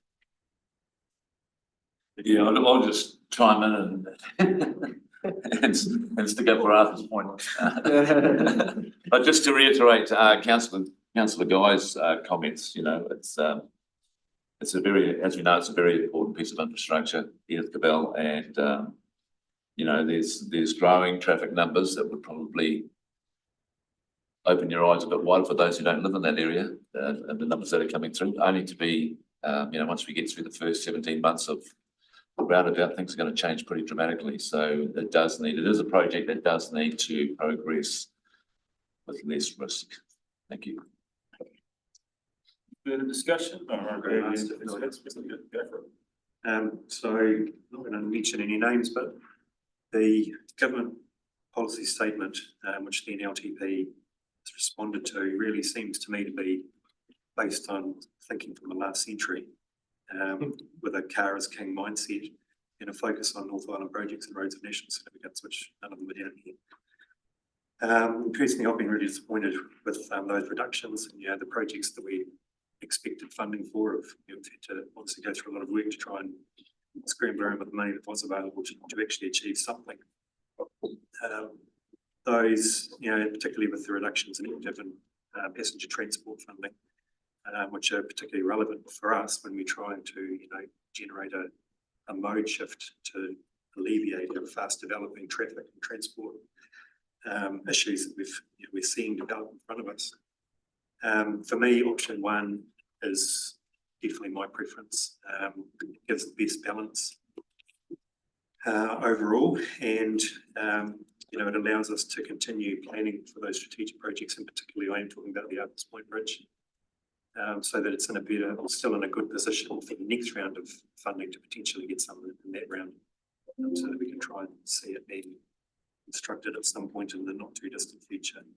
Because, you know, the other benefits of that bridge, not only for resilience in our transport network overall, that it also provides solutions to active passenger transport as well. So, yeah, I'm certainly happy that we are supporting option one. Well, thank you. With that, I'll put it to the vote. And the motion is recommending option one, just to be clear. So all those in favour? Aye. No. All those against? None. Motion carried. Thank you. Thank you. Juicy, some huge amount of work. Yeah. Thank you. Thank you. Thank you. 5, Alliance Message Link, that's Tony, is it? Can be not happy. Oh, Kendra as well. This one. Okay, that's all. So thanks, Your Worship. So this request to come back from the Audit, Finance and Risk Committee and really start to just sort of look at some of the longer term recommendations that came out of the Dave Brash report. We've reported previously on the short term recommendations. We didn't necessarily accept all of the recommendations that Mr. Brash came up with, but we implemented a number of changes in terms of reporting, in terms of information sharing, and in terms of daylighting. These look forward to some of the more longer term ones. Some of them really are very much dependent on, should we be in this position again, with a sort of an alliance being a recommended model of, or consideration for a model of delivery. But we also, and Tony's been doing a lot of work in terms of sort of, I suppose, introducing additional systems and controls around how we're taking, how we're interrogating and working within the PAB board, how we're reporting that back through to council, how we're looking at the approvals and handovers processes for the Alliance project. So I think we're happy to answer and start any questions councillors have in respect of the information provided. Questions, councillors? Yeah, thank you. On page 72, it says that risks are evaluated and escalated to council as necessary. Are there any examples of where they've occurred? Well, I suppose since the Since the last report, I mean, I think we've taken on a much more active process and engagement with the PAB and also with the Alliance itself. So there's been a heavy focus on their turnout delivery and remaining within cost. I think Tony was probably in a better position to answer anything more than I can, but I'm not aware of any particular risks that have emerged in the last little while that haven't fallen just within the operating sort of framework of the Alliance itself. So no, none have been escalated. None have been escalated that I'm aware of, and I'm not aware of any that are emerging or that we have to be concerned about. Okay, and what, given the current circumstances, what is the likelihood of them finishing within budget and wanting to seek any additional money? The project is still to be completed yet, and we've always noted that there's always that ongoing risk. At the moment, they're looking to complete the open the arterial, main arterials in January. That's still on track, and then do the other working through March and June. There are a number of outstanding claims though that have been worked through by the board that still need to be worked through. I can't give you a categorical assurance that there aren't any other costs, but I can't say that there won't be or will be. That's still being worked through. Are they risks that should have been escalated to council? If they are occurring, and you said there's claims, are they risks that could have been or should have been escalated to council? No, these are claims relating to past works. So the Alliance is saying that there were past works that took them longer, cost them more than they were originally budgeted for. There's a process under the board process to be able to assess those, and the board has to make a decision. There's no kind of, but it has a budget impact, so surely it's a risk. Hasn't been formalised yet. But it's a risk. It says risks are evaluated and escalated to council. Yeah. So at this stage, we don't have risks that we think need to be evaluated. Okay. All right. Well, I'll just point out that if there is any risk of that, we want to hear about it as soon as possible. The other question I had was that many of these actions or recommendations relate to, if we're to use the Alliance model again, would we use the Alliance model again? Well, I mean, that's, in some respects, it's a bit of a moot question, where we don't have that. But I think if we refer back to Mr. Brash's report, it's still recognised that the Alliance is a recognised form of contracting, and it continues to be used around the country. And we should never in my view, we shouldn't foreclose on that being an opportunity. We should learn from the experience of this one, should we ever consider it. But at this stage, we're not aware, and I can't foresee any major sort of government sort of partnership style funding that would make an Alliance an attractive option for us. All right, thank you. Thanks. Thanks for the report. Sorry, glasses. I guess what stood out for me in the report was on page 74, and I think whoever put this little comment and nailed it. It was what was considered through the review, and the quote is, "How tolerances are defined so that an exception can be forecast and understood." And to me, that was the only thing that gave me any kind of hope in the whole thing. But I couldn't understand how that was resolved in the actions that have been taken. So this comes back to when, because the issue is, we can do all the reporting we like, but if it's not in time, the issues highlighted in the report aren't addressed. So how do you define the tolerances? How have we gone about looking at, given our financial situation, how tolerances are defined, and how are we looking at forecasting, come back to anticipating, not reacting all the time? How can we forecast, and how have the actions that you've either taken or proposed dealt with that issue of defining tolerance and forecasting so that we get information in time? And I just don't see that myself.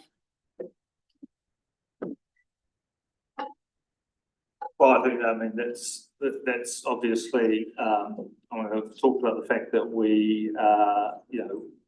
we've changed and improved the way that we engage with the Alliance through the PAB. So that's really about making sure that we're holding the Alliance and the board is holding the Alliance to a lot more regular accountability. For us, I think it is always a judgment call what is a significant variation or a significant potential risk. And we are talking, $100 million project, so it is a large project anyway. Is it a judgment call after the fact, or is it a judgment call ahead of time? Because we can set policies and you can set procedures that set the tolerance level. If a project has a 20% contingency, and if it's going to go above contingency, then we can set that tolerance. What I'm talking about is taking some of the human error and judgment call out of it, because we all perceive things differently. As governors, I think around the table, we want to know really quickly. You might think we don't quite need to know just yet, but we want to know now. And so what do you recommend for councillors if we are concerned that we do need to set tolerances? And we don't want to just rely on judgment calls anymore, because that's where we've been in the past. How would we go about that? Well, I think that's something that we would look at if we were, I suppose, less about now and more about future conditions, whether what the council would want to impose by way of those as conditions on any sort of future contract. But I think we are, as the report points out, I mean, the Alliance is one contract of many contracts that we operate, many significant contracts, and we operate those successfully. This has had a particular history, and I mean, obviously, we're going to take that lesson should we be in a situation where we have a different type of relationship that we normally have with, say, a standard 3604 contract. If you're going to say the most of those contracts now under the delivery team have very much a robust forecast and assessment of costs as they go. Doesn't mean to say that they won't be exceeded at times, but there's reporting processes for that. The Alliance, and if you go back to the Dave Brash report, identified a number of issues around the way that the budget was originally set, the degree of knowledge about the risks of the project at the time. There's a lot of things that factored into that particular project, which we don't see quite so much from many of the other projects that we're dealing with. I guess just saying, and I'll leave it there, but that does not answer my question about how we set a tolerance level for exception reporting. And I don't think we have them in place. We're relying on judgment, and I think we need to look at setting some triggers. Sort of goes back to what Quentin was saying. And just one more question, like there was quite a fulsome discussion with the Audit, Finance and Risk Committee on this before recommending that it come back to the full council. And the report did suggest that the Chief Executive didn't know some of the things that were going on and therefore couldn't escalate to council because it wasn't known. Bill Moran, one of our independents on that committee, talked about whether we have, or asked the question, whether we have the commercial capability and are able to integrate and, operate so that people do understand these key issues and risks when they arise and can elevate them. And the suggestion was, so I'm getting to the question, the suggestion was that we consider the need for a chief operating officer to assist the chief executive to be across all of the stuff and to ensure that integration takes place. I'm just wondering, was that discussion of the committee considered at all, and was that particular recommendation considered at all? There was no recommendation. No, made by a person in the discussion, not by the committee as a whole. There was no recommendation, there was a suggestion, but I don't think it was discussed. It wasn't discussed? No. That's my question. Please. Speaks around project management method, Prince 2, etc. Was that something that was in place prior to the report, or has that been something that we've improved upon? Prior to the report? Well, was the Alliance working using Prince 2 and things? That was a subsequent. That's one of our. Subsequent? Yeah, there's a lot of project management disciplines in place, but the formal B3 M3 had that. So that's been an improvement to our process. We've been on that. I mean, Gareth might be able to comment from his former role, but we've been working through the Prince 2 P3 M3 model for a while. And it's probably again reflective that the Alliance was something new to us, that we didn't necessarily apply that discipline to that particular project. The Alliance had its own processes, but we're basically bringing that into alignment now. Gareth, you got any comments you want to make? That would be an expectation across all stakeholders within that type of a project. Well, I think that's good. Prince 2 is our standard methodology for project management now for capital projects. Happy to add, if it would be useful for you, Chair. So we started the Prince to journey around 5 or 6 years ago. This is component of our maturity model. We talked about P3 model, which was the maturity model we use. The report does reference the health check. So we're going through that process. It's only every comment there. We are looking at this and evaluating the report outlines how we need to develop and adapt our processes. That's always a continued maturity journey. It is every organisation, but it has been developed at some point. Thank you. Okay. Yep, so just on that topic, just for anyone who isn't aware of what the acronym is, can you just define what P3N3 stands for?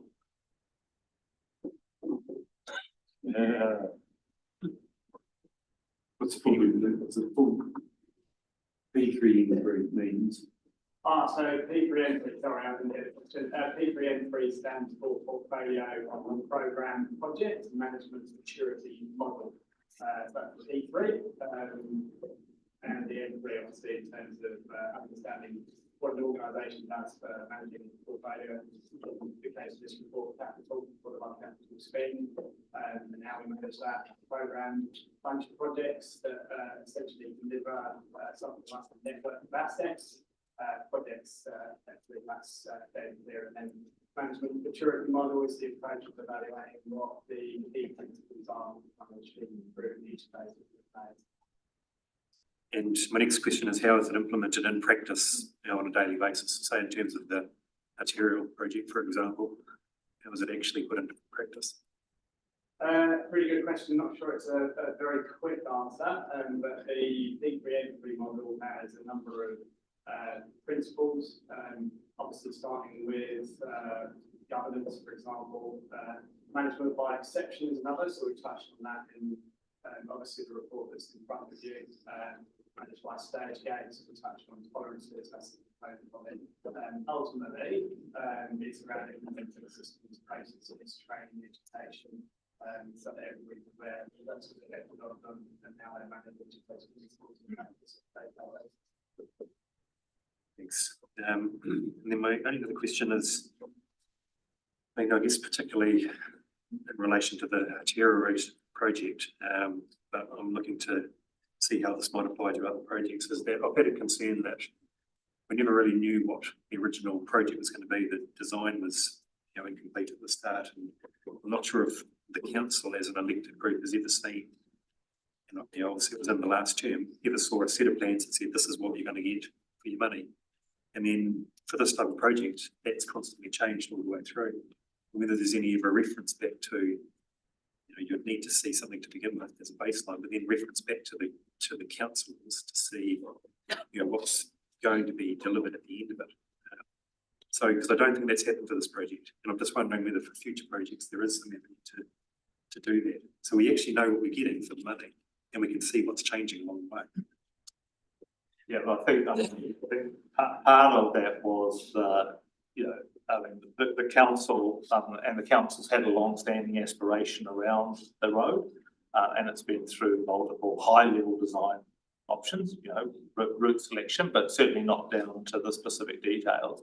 And one of the reasons why the council went for the alliance model at the time, in combination with basically Crown funding, an expectation by the Crown to deliver that quickly, but also the ability to take design along the pathway. So it's that's probably quite different to a lot of projects that we go through. But having said that, a lot of the projects that we do engage on, we will know a certain level of design and execution, but we won't know the absolute detail of everything we do. Yeah, I think we've got some major other projects like the Shadow Voice of the treatment plant upgrade. We know that once that's going to deliver, there's numerous variations to that project as it's worked through. We wouldn't expect to bring those back to councillors for awareness because it's still delivering that work to what Shadow Voice of the treatment plant is required. It depends on the level of scrutiny you want to do, because there are some technical changes, there may be some aesthetic changes, but we're still delivering that. I think the Alliance project, the reason I like it, is quite different in it, and it's an above ground, highly visible project that's gone through a part of town with all the interactions that's gendered, and I think that's generated a lot of views about it as well, given the nature of it. I mean, it was the same thing with the street upgrades. There were changes to the street upgrades from what was originally designed. That's part of the issue, I think, is that, you know, the example of the wastewater treatment plant, that's people want to press the button and not worry about how that's dealt with, but with the street upgrades and the arterial route, it's something that as a community we're going to have to live and work in for the foreseeable future, and it directly affects us every day. So not know what you were even going to get in the first place, other than it's a road from here to here, and then not know what's been changed along the way. To me, it's a little bit of a shortcoming in the process. So it's just whether or not there can be. Oh, I think we had a general arrangement and arrangement. So you might have, yeah, we've got some drawings that have been made available to us in the last year or so. We don't have a whole set. So we can't even see a drawing that shows certain parts of the road if we're interested in it. And some of us are, some of us maybe not being there. Okay. No, I'm talking about the decision making, because you asked the question about decision making. Right. Any further questions? We have a mover. Thank you, Lyle. Seconded. Thank you, Barry. Very low. Yeah, just for the chair, it's, you know, we've got the lessons learned report. Processes are in place, and it's a subject that's really taken up a lot of councillor space over the last period of time. On Tuesday, I paid a visit to one of the affected motel owners who'd been behind the cage for about 3 years, who Councillor Bartlett and I paid a visit to earlier in the year. So I just thought with the fence down, I'd go up and have a wee chat and reintroduce myself. Asked her how she was feeling. When the cage came down, she made the comment that she didn't really know what to think, sort of disappeared, and then she thought, that's it. Okay, that's it. She said, we're very busy, it's time to move on. And I think that's where we've got to. Thank you. Okay. You were the mover, weren't you?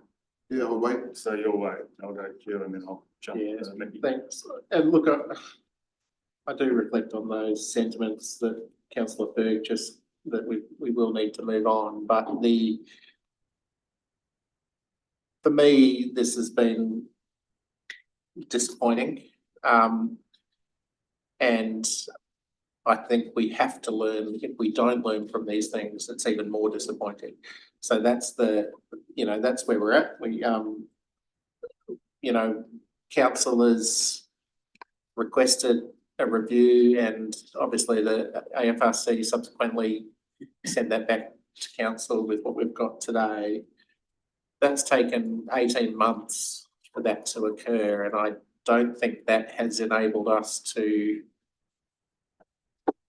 reflect the level of concern that was expressed by councillors through the process. So look, this has been a really tough one for council. The financial budget increases are probably the most difficult part of it, and we know the reasons why that occurred, and I'm pretty confident we're not going to let that happen again on a 30% design. And that's the biggest single learning from this, is that, we cannot commit to projects based on insufficient design, and now we're still faced with a risk of, what happens, and I can assure you that any additional escalation in this project that comes back to this council, well, at least from my perspective, will not be looked at kindly. And given that we have expressed an incredible amount of concern and requested a review and are where we are today. So, I'll leave it at that. Thanks. I'm also really disappointed with the time it's taken to get here and with what we've got in front of us. Look, we had a really good discussion at the Audit, Finance and Risk Committee. I would have expected, as we did, because this is what we said when we made the decision, we expected that the comments that were made within that committee would be taken on board.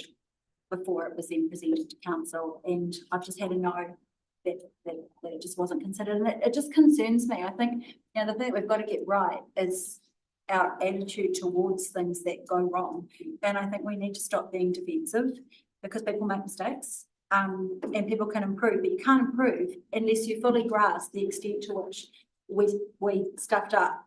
And that's us around the table and it's staff as well. And that's okay, but I'm still sensing defensiveness, and I'm still seeing that, you know, good suggestions aren't being considered, and that concerns me. It doesn't give me confidence going forward. The report says things like insufficient governance oversight. It was really the lack of an early heads up. That's the issue.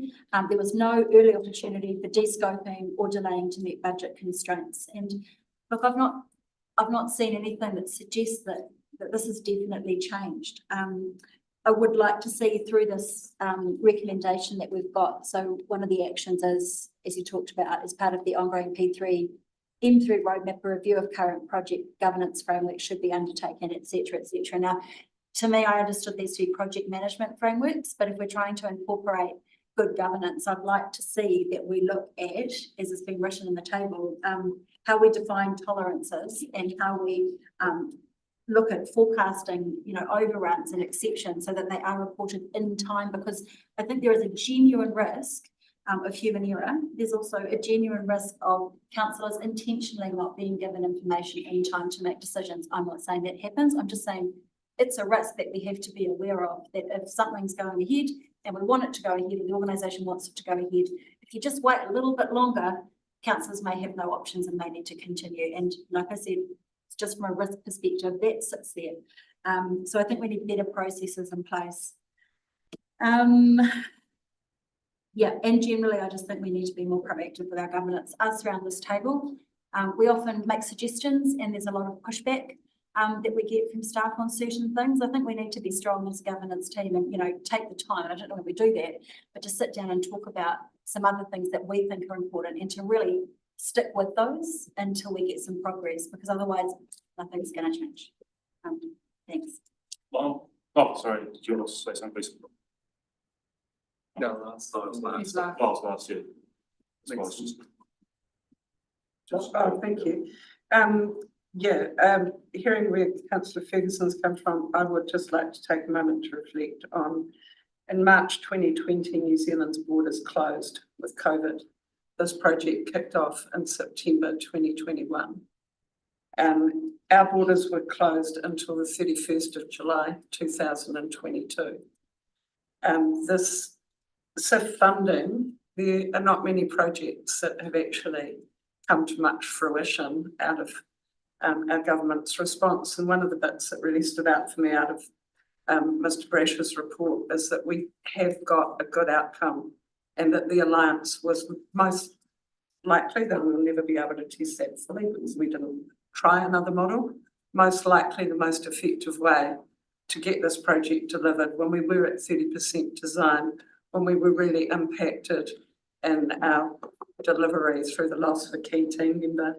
And I know it's been really challenging for our community to experience this disruption in this build, but I do think we've got quite short memories of remembering how disrupted we all were through our pandemic and how we were really just trying to create opportunity to keep this community functioning through what we hope may be a once-in-a-lifetime experience. Unfortunately, we might all face another pandemic, and we might also be looking at ways to respond and create employment and ways to sustain our community through really hard times. So that's as much blame, backward looks, misdirected energy, in my view, and I'd like us to remain forward-thinking. And I thank Mr. Brash for his report. And yes, there was discussion around what bits the report didn't go into, but the report didn't go into those bits. So us constantly picking apart those bits and saying that that was the fault. This model isn't in existence, that road's nearly finished, and I want us to look at how we start moving ahead with stage 2 and 3. Thank you. Lisa. Oh, yeah, thanks, Mr. Chair. That's one of the report. Yeah, I'm an optimist, and think we look forward, we can relitigate the past a fair bit, but we've got lessons learned from in front of us.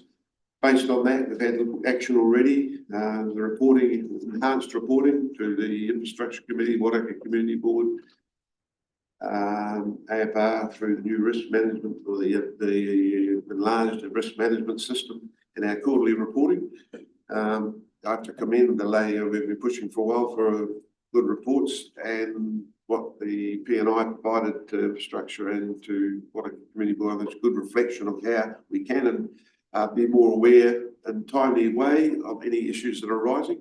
But it's important that we make sure that with those systems in place, we actually make the best of them, understand them, and get the best outputs from them. And sometimes, we get, maybe we do away with a little bit of the fluff around the edges and get to the real nitty gritty stuff. And that's where we shape up what Gareth provides to the Audit Risk Committee from the risk system. I think it's council. I know I have to get to understand that better, to see the outputs from that and see how they actually do show what is actually happening out there and where the risk is. So I think we've got a bit of work to do there, but I think we're on a good footing now. We've had the lessons learned presented to us. We've had some action. There's restructuring in the P&I team to address some of those issues and project management going forward. So I think, like I say, I'm an optimist. I think we're on the right track, and we just got to make it work and play on. Thank you. Thank you. With that, move to the vote. All those in favour? Aye. Against? Motion carried. Item 6. Services, wastewater main easements, CL and down.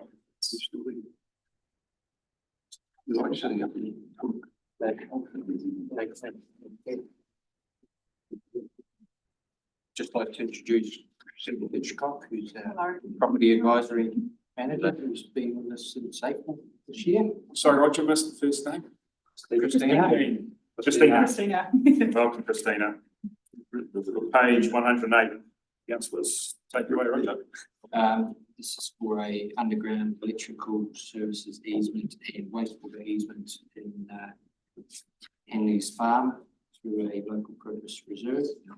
Application by RCL Henley Downs Limited. So I can take the report as read. You can take any questions. Questions, councillors? Go. Just a quick one, page 116 is the electrical easement. Occasional easement. So it's got area EA, EB and EC set aside as to convey electricity. Then on page 115, those same areas are set aside for sewage. So are those areas for both EA, EB and EC, are they for both sewage and electrical? They will go down the same route. And then there's other parts, there are the other E areas, just for sewage. Yes, so the wider is sewage, narrow is for Sorry. the wide is for the sewage, and the narrow is for electrical. Okay, on EA, EB and EC, they're right. It says 3 metres wide. For electricity on page 116. Yep. And then on. So if you have a look, area EC conveys drain sewage and electricity. Yeah. And areas EE and EF are separate easements to convey to drain sewage and to drain sewage. So E, C and B and A are for both sewage and electricity, the same areas. And only EC is for electricity. There's 3 parcels. There's a narrowed parcel between the middle that's also got Electricity applied. Okay, so EA is on both drawings. One drawing it's set aside with the same amount of area for electricity. The other drawing, the same amount of area is for sewage. Yeah. So it's for both. EA is, yeah. EA is. And EB is, and EC is as well. No, yeah. That's my question. Is it for both? Or? Yeah, we'll consider it for both. It's for both. Right, It is, but EF isn't the power. And or EE. More easements they check, the more fees they have to pay to live, so they keep it down, wouldn't it? that was a really question, just to clarify that, so. Aurora gets a 3 metre wide easement. QLDC gets What, 6, right? Well, no, so that's, that's 3 to 5. Yeah, no, yeah. So it's 3 metres wide for EA. EA plus ED is 4.3 to 5.5 metres wide. So it's not, the 3 metre wide isn't solely for Aurora, it's for Aurora and QLDC. EA. No, because it's different. If you look at the easement to convey power is only 3 metres wide, where in the location of EA and ED, so it must be EA is the power easement and ED is the sewage easement. Well, no, that's what I'm asking. So Yeah. it's EA is set aside on these drawings for both power and sewage. Yes. And then you add on the extra bit. So that's bit A, you add on the extra bit to allow for the wider sewage one. That, yeah.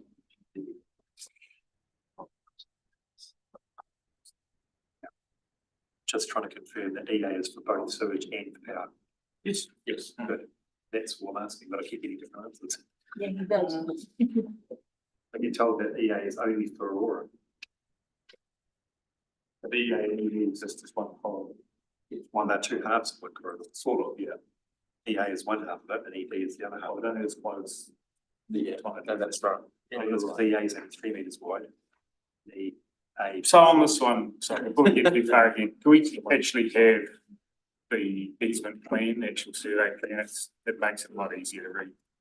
Separate it like this, I don't think helps, especially at this, just for future reference.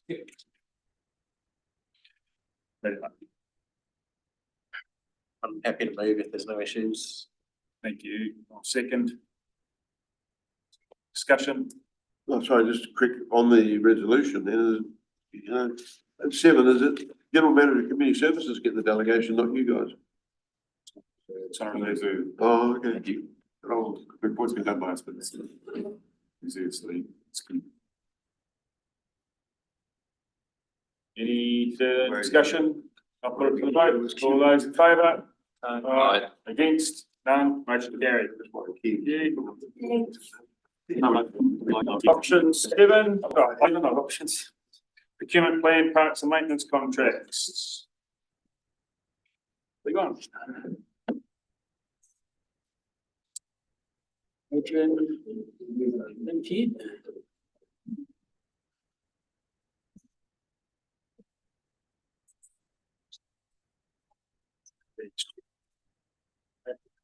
Take it away, Ken.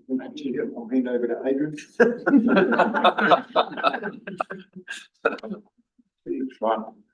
Thank you, Chair. We appreciate the report has been read and the supplementary documents have been considered for context.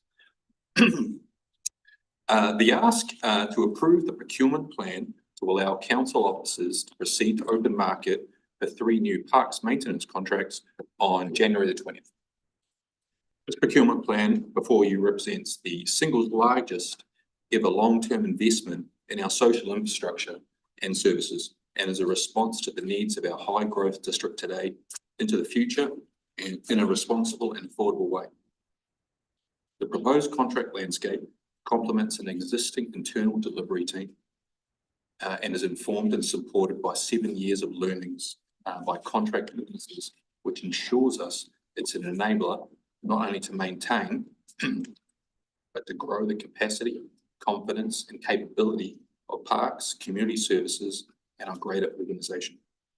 It is an enabler to meet our commitments in delivering our existing high business requirements, meeting our biodiversity and climate responsibilities, ensuring the right people are doing the right job, delivering value for money, and realising our prioritised district-wide capital program. This approval today ensures critical time paths are observed and we have contracts awarded, contractors introduced and embedded appropriately prior to the start date of July 1st, 2025.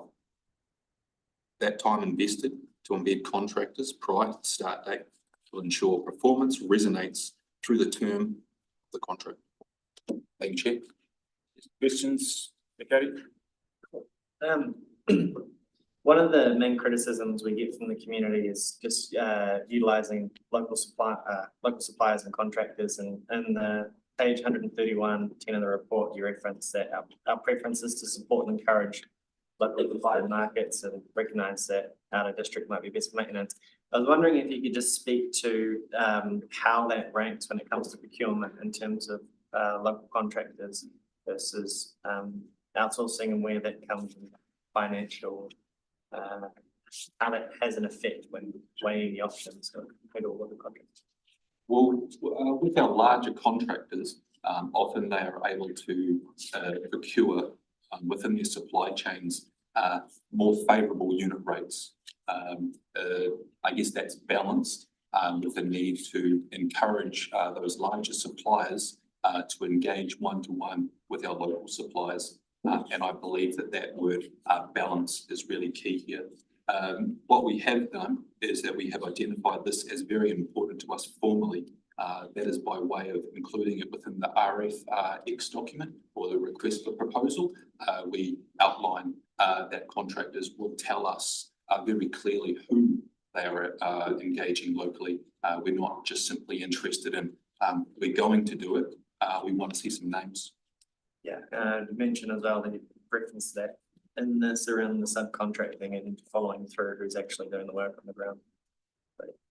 So can I just also mention, though, councillor, that I mean, these companies also have staff who live in the district, so they might be national companies, but they're actually local providers that people who live and work in our own district. I think it's just helps with the daylight in a way. Yeah, sorry, it's a good And, observation. and through you, Chair, I think councillor, maybe to a lot of the subgroup is often done through a local lens. Through that procurement everything. The trail network would be one that I consider. That we see a lot through the lead contractor done into the local markets.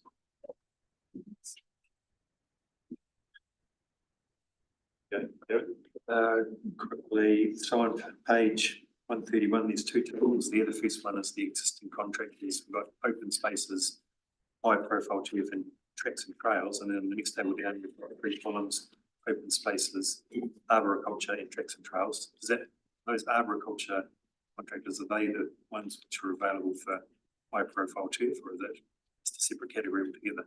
So presently, arboriculture is included within the open spaces contract as it stands today. What we're the approach that we're taking is that arboriculture is large enough to stand on its own and has been split from its presently parent open spaces contract. So should that table also include a list of contractors that are suitable for high profile turf management? Or is that a fairly limited pool? The high profile turf contract is being rationalised within to the open spaces contract. Very good. I noticed on page 132 there was a small subset of people who do the real work. So that was interesting to see. But on page 137, the weighting for the evaluation, are those weightings similar to the previous contract evaluation? Have they changed at all? The attributes, no. What is notable is the increased price tension that we're applying to this procurement. So 50% for a price attribute is considered strong, and it sends a strong message to the market that price is a factor for us. What was it last time? We can check and validate this through YouTube, but it's at about 40%. Slightly, yep. Okay. And then my final question is, under the turf management, high profile turf management, does the program of rehabilitation of sports, high profile sports turfs, is that included in this contract, or are they separate packages of work under separate contracts? It presently sits within the high profile turf contract, right. And the future landscape it will sit within the open spaces. Right. Okay, so will be included in this particular procurement and not be as separate packages of work in between. Thank you. And then through you, Chair, Councillor, what that and the way we currently administer it is we have the ability to put a separate lens across that rehab program for the spring and flush particularly. Right. And that's driven through Adrian and the team. So, you know, we've had a tough winter like we've experienced. What more inputs do we need? Or we've had, you know, big events, whatever it looks like, we can certainly adjust accordingly. Thank you. I'll go through and then you create. Thank you, through the chair, thank you for this, thank you for your work. For me, this is a big contract and it holds a lot of importance for our community, and I'm very mindful of that. So my questions, I have a couple. How does governance keep its eyes on this process as it moves through? Can the Community and Services Committee be a touch point for eyes across it as it moves and ultimately ends up in front of full council? Makes sense? It does. To your first question, presently, we have a governance group that Ken, Mr. Winterburn, Bill Nicol, and Patty sit on, who I answer to in terms of timeframes and developing this procurement process. To your second question, I am open and we remain open to a touch point within community services. Well, I think just through you, Chair, yeah, I was just going to say, we clearly, given the scale and the quantum we're dealing with, there's a responsibility back to this table.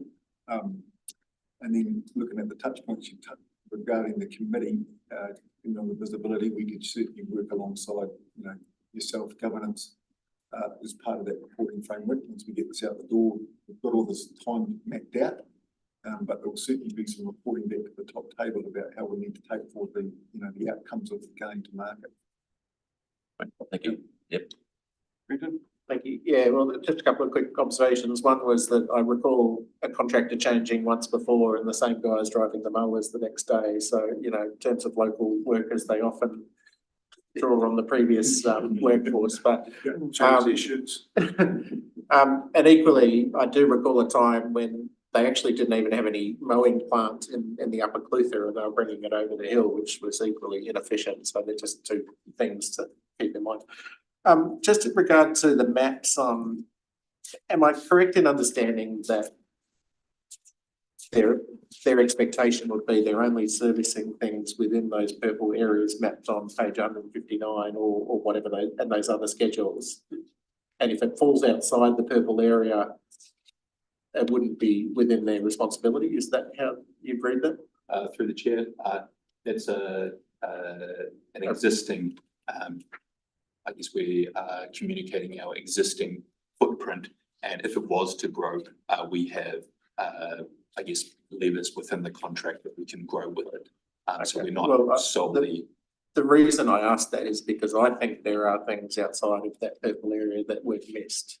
And the one that jumped out at me most obviously is the track on the Upper Clutha, which is the responsibility of council, or the Upper Hawea River, sorry, above Camp Hill Bridge is the responsibility of council to manage. And it's not within the purple area. So I just wanted to flag that. But I don't know if there's others that we've missed and that fall outside that. So I just wanted to flag that. And I wondered whether including a full schedule of the reserves and parks that they are responsible for maintaining would be a more accurate way of, and assets would be a more accurate way to portray that. Through the chair, the maps that were provided were indicative and a much more accurate, I guess, asset portfolio is provided to tenderers. All right, well, I just wanted to make sure that they're correctly notated then. It might be worth putting indicative only on them, on those plans, because I'd hate things to fall outside of the contract where they should be within it. So other than that, I agree with Councillor Berg. This is very important piece of work and something that touches everybody every day in our enjoyment of public spaces. So yeah, and I suppose equally looking at where we can balance the level of service and the efficiencies that, like you've said, looking for savings as well. Thank you. Well, yeah, just a couple of quick questions. This on page 108, it's this paragraph here. The procurement plan allows for the direct appointment of future capital work approved as to successful tenderers by means of competitive. So, can you explain what that paragraph actually means? So when the contracts were awarded in 2017, the contracts were very focused on operational spend. Mowing grass, attending to gardens, cleaning toilets, etc. We didn't exercise an ability or to deliver capital programs. So what this set of contracts does is that it clearly outlines to the tenderers that we want them to be able to have the capacity to, say, deliver a new playground or a new sports field or things like this. So what this means is that through the award of this contract, council officers will not have to return, undertake, I guess, present day procurement. It's simply direct appointed to the contractor because they have undertaken a competitive process. Is it through this competitive process? They won't have to take. Okay. So just But through. they would have to be depending on who wins and whether they've got the ability in that. That's correct. And through the tender process, we'll be scoring highly on those contractors that have an ability to deliver these capital programs. Worth mentioning is the assessment of risk through those projects. And one of those risks might be a high valued piece of work, which may still trigger a procurement process, which ensures that the community and council gets a good deal with this. So through you, Chair, Megan actually outlined it really well. One of the things we've noted as part of our lessons learned process is actually having the in-house capability through these contracts. And if you look back a couple of years back, when we were struggling for employees, often our contractors were too, on the back of the COVID days. So getting some of the more built projects, playgrounds, they often dragged out. Luggett Park would be a good example of that. So what we've worked really hard to do is if they've been through a competitive process, ticked all the boxes, made sure they come through the scrutiny, we're looking to give them an undertaking that there is a capability to invest capital which we would still control. And then make sure that if there's a quality assurance, whatever, but actually it also then gives us purchasing power at the outset to make sure we've got squared away schedules of rates to undertake some of this work. Okay, so there's great, okay, so I assume that all complies with our procurement policy and our procurement manager is quite happy with all that. Through you, Chair, our procurement manager is carefully watching what we say right now, Councillor, just behind him. Yeah, I wondered about that, so I didn't see his name mentioned either. Her name, sorry. The other one was just on their budgeting, the in-house court teams and your in-house staff, they've got operational, obviously their budget separate from this, but not including them in this operational budget, is that correct? Through the chair, that is separate. Thank you very much. Vicky? It's Steve for introducing this really very much online. It's great. And good discussion. I think that reflects sort of the detail that you put into that report and all you're thinking. It's a really good report. First question is just, and I'm sure Councillor Whitehead will want to hear the answer to this one. You're talking about the climate and biodiversity plan responsibilities being implemented through the contract. Can you sort of explain a little bit more about how through the procurement process we're going to meet those responsibilities and which ones we're focusing on, and just look any detail that you think you can provide that might help inform us in the community.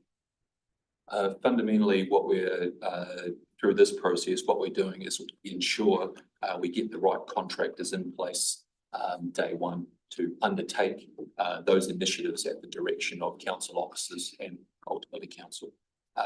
One of the fundamental changes or inclusions that we have made is in the procurement process, where we're not only asking for contractors who are Enviro standard 14,001, but we're also asking for a Toitu standard. I'm not aware of both of those being asked for as a prerequisite prior to any scoring or evaluation that is undertaken. Do you look at their the way they operate with their subcontractors, if they have subcontractors, or their I suppose their procedures with staff? I suppose I'm looking. It's all good to have the technical stuff in place, but to really do a good job in this space, I think you need to be passionate about it. You know, and procurement's quite a technical thing. How does that is there a way to capture that through the procurement process and to understand the true commitment of an organisation to delivering those things? Through you, Chair, and we don't want to get too granular, councillor, but No. we do have very good examples of that. So in the short tenure that Adrian and I have been working in the space with our colleagues, the issue of broom, lupin and other, pest weeds would be the example you're talking about. We work closely in-house with one of the contractors to ensure that they A, meet the standard technically, B, the passion you're talking about, and they actually refer back to the skill set, which included the local market of making sure we've addressed that through a really well thought out program of squeezing good value for money with what we've done with broom control, particularly in the upper Clutha area. Are we talking about, because we've all, talked about spray free, looking at low mow, looking at, how do we make things healthier for bees? It might all sound a bit silly in this context, but it's not, it's really important. Is that all reflected? Because I'm just not hearing how we're addressing those low mow, spray free. So what this procurement process does is ensure that we get the right contractors on board on day one to undertake those sorts of activities. So when they do arrive and we do formalise those sorts of things that you've described, it's not, we're speaking the same language. They're capable of undertaking those actions. And they can undertake trials for us and so on. Okay, that's great, thank you. And just next question is just around the linking in of that turf management, which I think, and correct me if I'm wrong, is highly specialised and they do use chemicals and it's quite I just don't see the connection. And I'm wondering if the issue that you've noted with the trees and the reason to pull them out, because it's quite specialised and people who do trees don't necessarily want to do all the other bits. Are we then creating the same problem with turf management? Because I just don't understand how you get somebody with the skills to do sports turf and events, but also to conduct low mow and spray-free trials. And just, is there a risk there? Might you decide to pull that turf management, event management piece out and have an additional contract on top? I don't know if the others become too small then, but I just see a clash of methodologies. Well, through the chair, we certainly acknowledge that the open spaces contract has a very broad area of subject matter, cemeteries to toilets to sports fields to and so forth. There are specialist contractors out there that do successfully implement those things for other districts and other councils. To answer your question specifically about turf, presently our footprint within turf for agrochemicals is relatively low, and that's something we've encouraged for some time now, and we will continue to encourage that sort of behaviour going forward. So just the last. Barry? Thanks, Chair. I note that the contract term is 5 years with a 3-year extension. Is the 3-year extension automatic, or is there an evaluation process after 5 years before that extension is given? Through the chair. Yes, that's correct. The 3-year extension is considered an award for, plain terms, good behaviour and good performance. However, that award of 3 years is at the sole discretion of council, and upon award, I would expect that would come back to full council as an endorsement before proceeding. Thank you. Lisa. Thank you. Through the chair, pest control, does this sit within this contract at all? Is it regional? And specifically, I'm looking at sort of rabbit control around the gardens and the cemeteries, Soldiers Hill and Arrowtown, and whether we're looking also at perhaps procurement selecting some experience with goat farming. We've got an asset out there just waiting to be utilised. Let's go hire some goat farmers. I don't know. Through the chair, you've thrown me with the goats. Sorry, can you? Excuse me, only through the chair. So there was a fixed amount within pest plant, pest animal, and there's a chunk that sits outside of it that we administer through our biosecurities officer in the past. So these providers won't be doing any pest control? Unless we direct them, but they do around pest plant, some pest animal, but we tend to keep a quality assurance over that. With the growing urban sprawl, it's getting harder and harder in some of the restricted tools, particularly around firearms. So we look at the ways of doing business and we do interrelate. Okay. I'll end it there. Do I have a mover? Thank you, Barry. Second, Matt.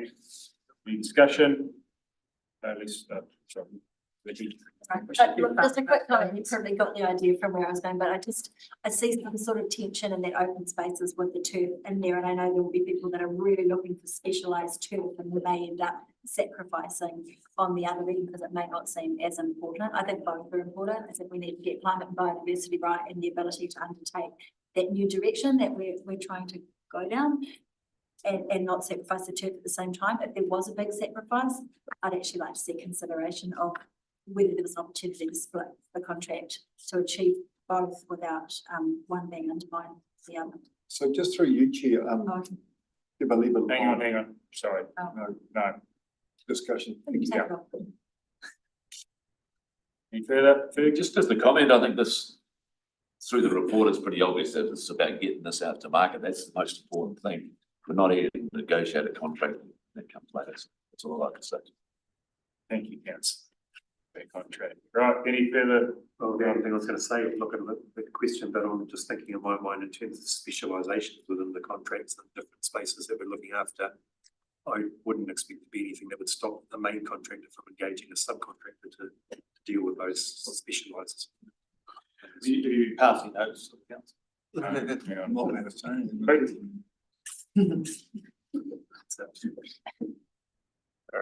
Right, we'll put it to the vote. Oh, you got something to say, Matt? Okay, put it to the vote. All those in favour? Aye. Against? None. Motion carried. Thank you. Chief Executive report. Now you're allowed to speak. Can we give a 2-minute break? Just get through. Been 2 hours. Yeah, well. You You want us to 10-minute break? I'd just like to go to the bathroom. Okay, we'll have a 5-minute break. Back at 25 past, please. We had to break up to 2 hours.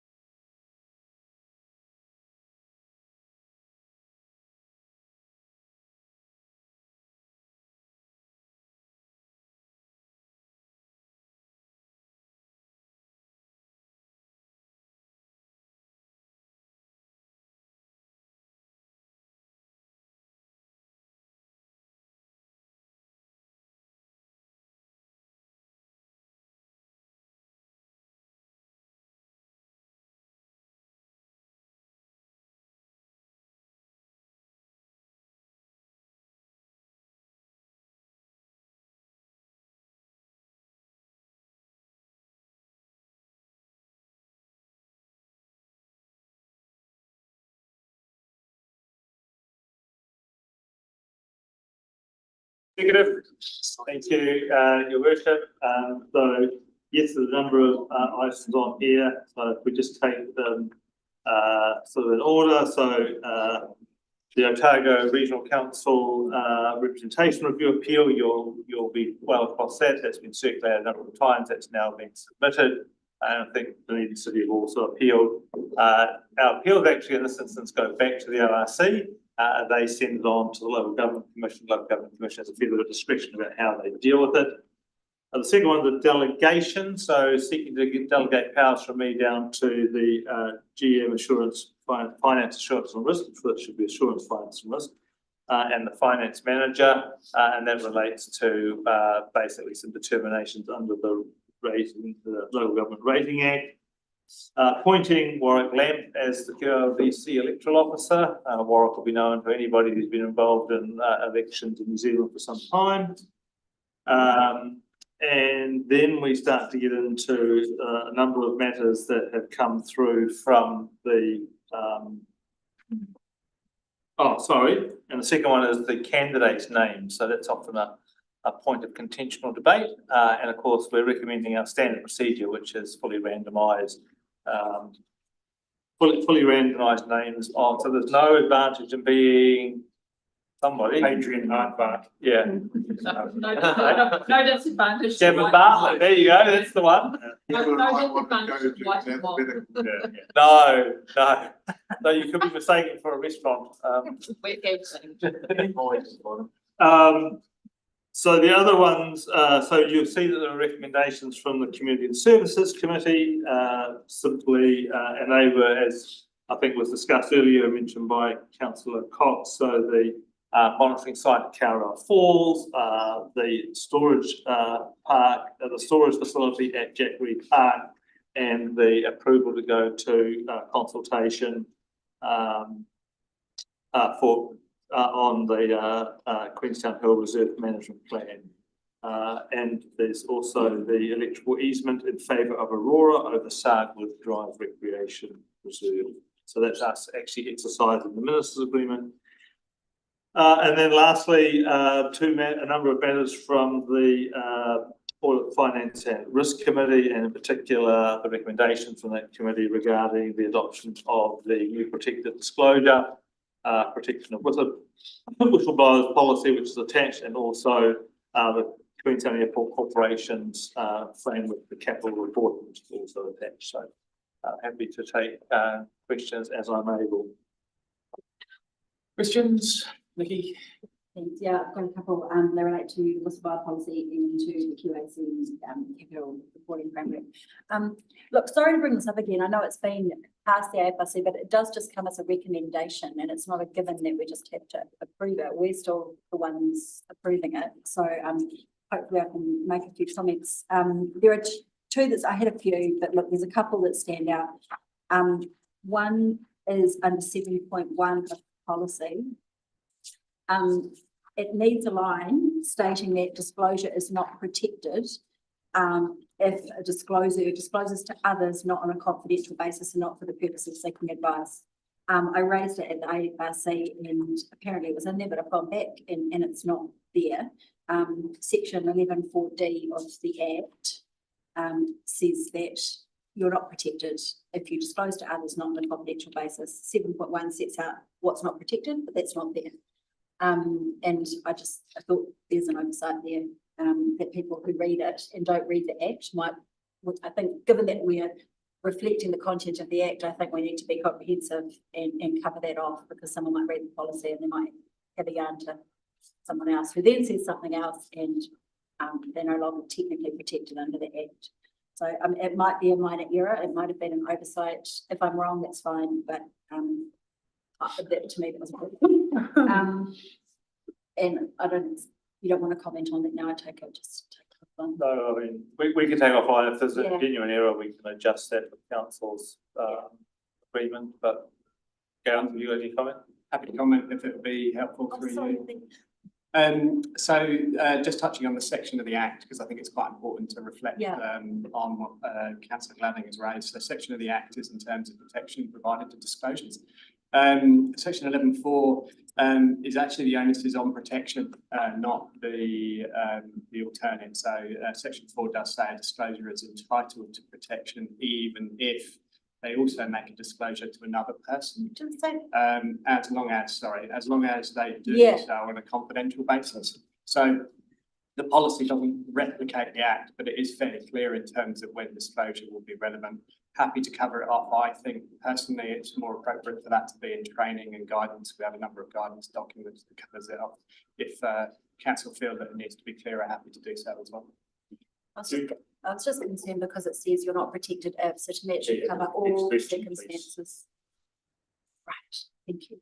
And the next one was, could you just be clear for us, because obviously this policy doesn't have to contain this, but we do need to have procedures for making sure that we publish and republish and make contact with our subcontractors and everybody. And I'm still not clear what our internal procedures are for achieving that. So given that the Act is about facilitating disclosure, so we have to make every effort to make sure everyone understands that they should be, because that protects us from corruption, right? So could you speak to that if the Chief Executive is? Yeah, that's fine. Yeah. So, do you understand the question? Yeah, happy to respond if you'd like me to, through you, Chair. Very briefly, as outlined in the report to the AFR last week, we're preparing a communications plan to make sure that we communicate to all parties. So that doesn't include contractors, volunteers, also making sure that staff are aware of the requirements and elected members. So we don't have that detail yet. Obviously, the next step for us is to get it approved and adopted, and then in the new year, given the closeness to Christmas, we'll make sure that we've got a detailed communications plan in place. Awesome. Thank you very much.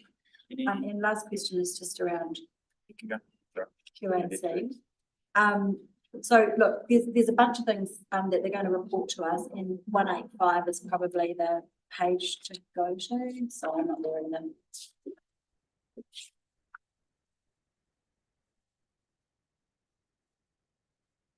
Sorry. Proposed reporting framework, development pathway, key phases, key program, risks and issues, confirmation of balance sheet and impact on dividends.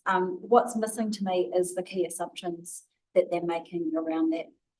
We did have a brief discussion about it at the AFRC, but we sort of got moved on fairly quickly. So for me, there's a gap there because some of the assumptions speak to some of the things that we might put in our SOI. And we need to understand what they're basing their risks and issues and balances and their dividend payments on. Are they assuming ENO's boundaries remain the same? Are they assuming certain interest rates? Are they assuming certain things about, the broader context, broader state of the economy? I don't know, but I just felt that was a miss. So we could probably take that offline and just maybe request that that gets added in. Well, I think that was discussed, but it wasn't progressed by the committee. And I think the committee felt comfortable with the reporting framework that would be offered. It was sort of like, let's move on. But I'm interested anyway, we can have a discussion about it, but I'm just interested in what the councillors would like to see in the report and whether that's a miss. Any further questions? No questions? Do I have a mover? Report. Thank you, Cody. Seconder. Thank you, Ferg. Discussion. Yeah, obviously. Yeah, go back here and then go finish off the file. Okay. Yeah, no, I'm just keen for us to have a discussion. I mean, to be honest, the discussion at the AFRC wasn't really a discussion, and we moved through it really quickly. And yeah, I think actually it's up to us to take a look at what we want from what the Audit, Finance and Risk Committee should consider. I think their key assumptions is just standard practice. We consider our key assumptions when we looked at the master plan document. The key assumptions were a major talking point. I don't see why we shouldn't be hearing what they're basing everything on. Mr. Chair, I mentioned this at the AFR in response to that. And we delve into this area of we actually appoint the board of QAC We are not the board of QAC. We've given them an SOI. We've included what we want them to cover. And this reporting back there, yeah, okay, key assumptions, but the key assumptions would be based on, I guess, we've seen their master plan. They are implementing their master plan. So the assumptions and things I would have thought highlighted enough in there, or their activities, what they're trying to achieve in there. And this is reporting on how they're doing that. So they're not a matter of getting into a debate or argument. This is from another point of view. And so I'm just trying to, I don't actually believe we need to change much to get an accurate reporting of what they're doing based on the master plan that we've already signed off or been involved in developing. So that was just from my point of view and what I indicated at the Audit and Finance Risk Committee. Key assumptions. Thank you. Hang on. So, any further discussion? Right, I'll just back up with Councillor Cox. All the key assumptions were pretty much clearly laid out in the master plan. I just want to clarify is this, that's the airport's SOI. We're in charge of the SOE. Just clarification, I heard it twice saying it was our SOI. No, it is their SOI. So I'm quite comfortable that the key assumptions have been explained to us all during the master plan process. Right, any further discussion? Right, I'll put it to the vote. All those in favour? Right. All those against? Against. Thanks, John. Could you report that? Motion carried. Thanks, you. Right. Hey, Gareth. Public excluded. I move that we move into public excluded. Do I have a seconder? Thank you, Cody.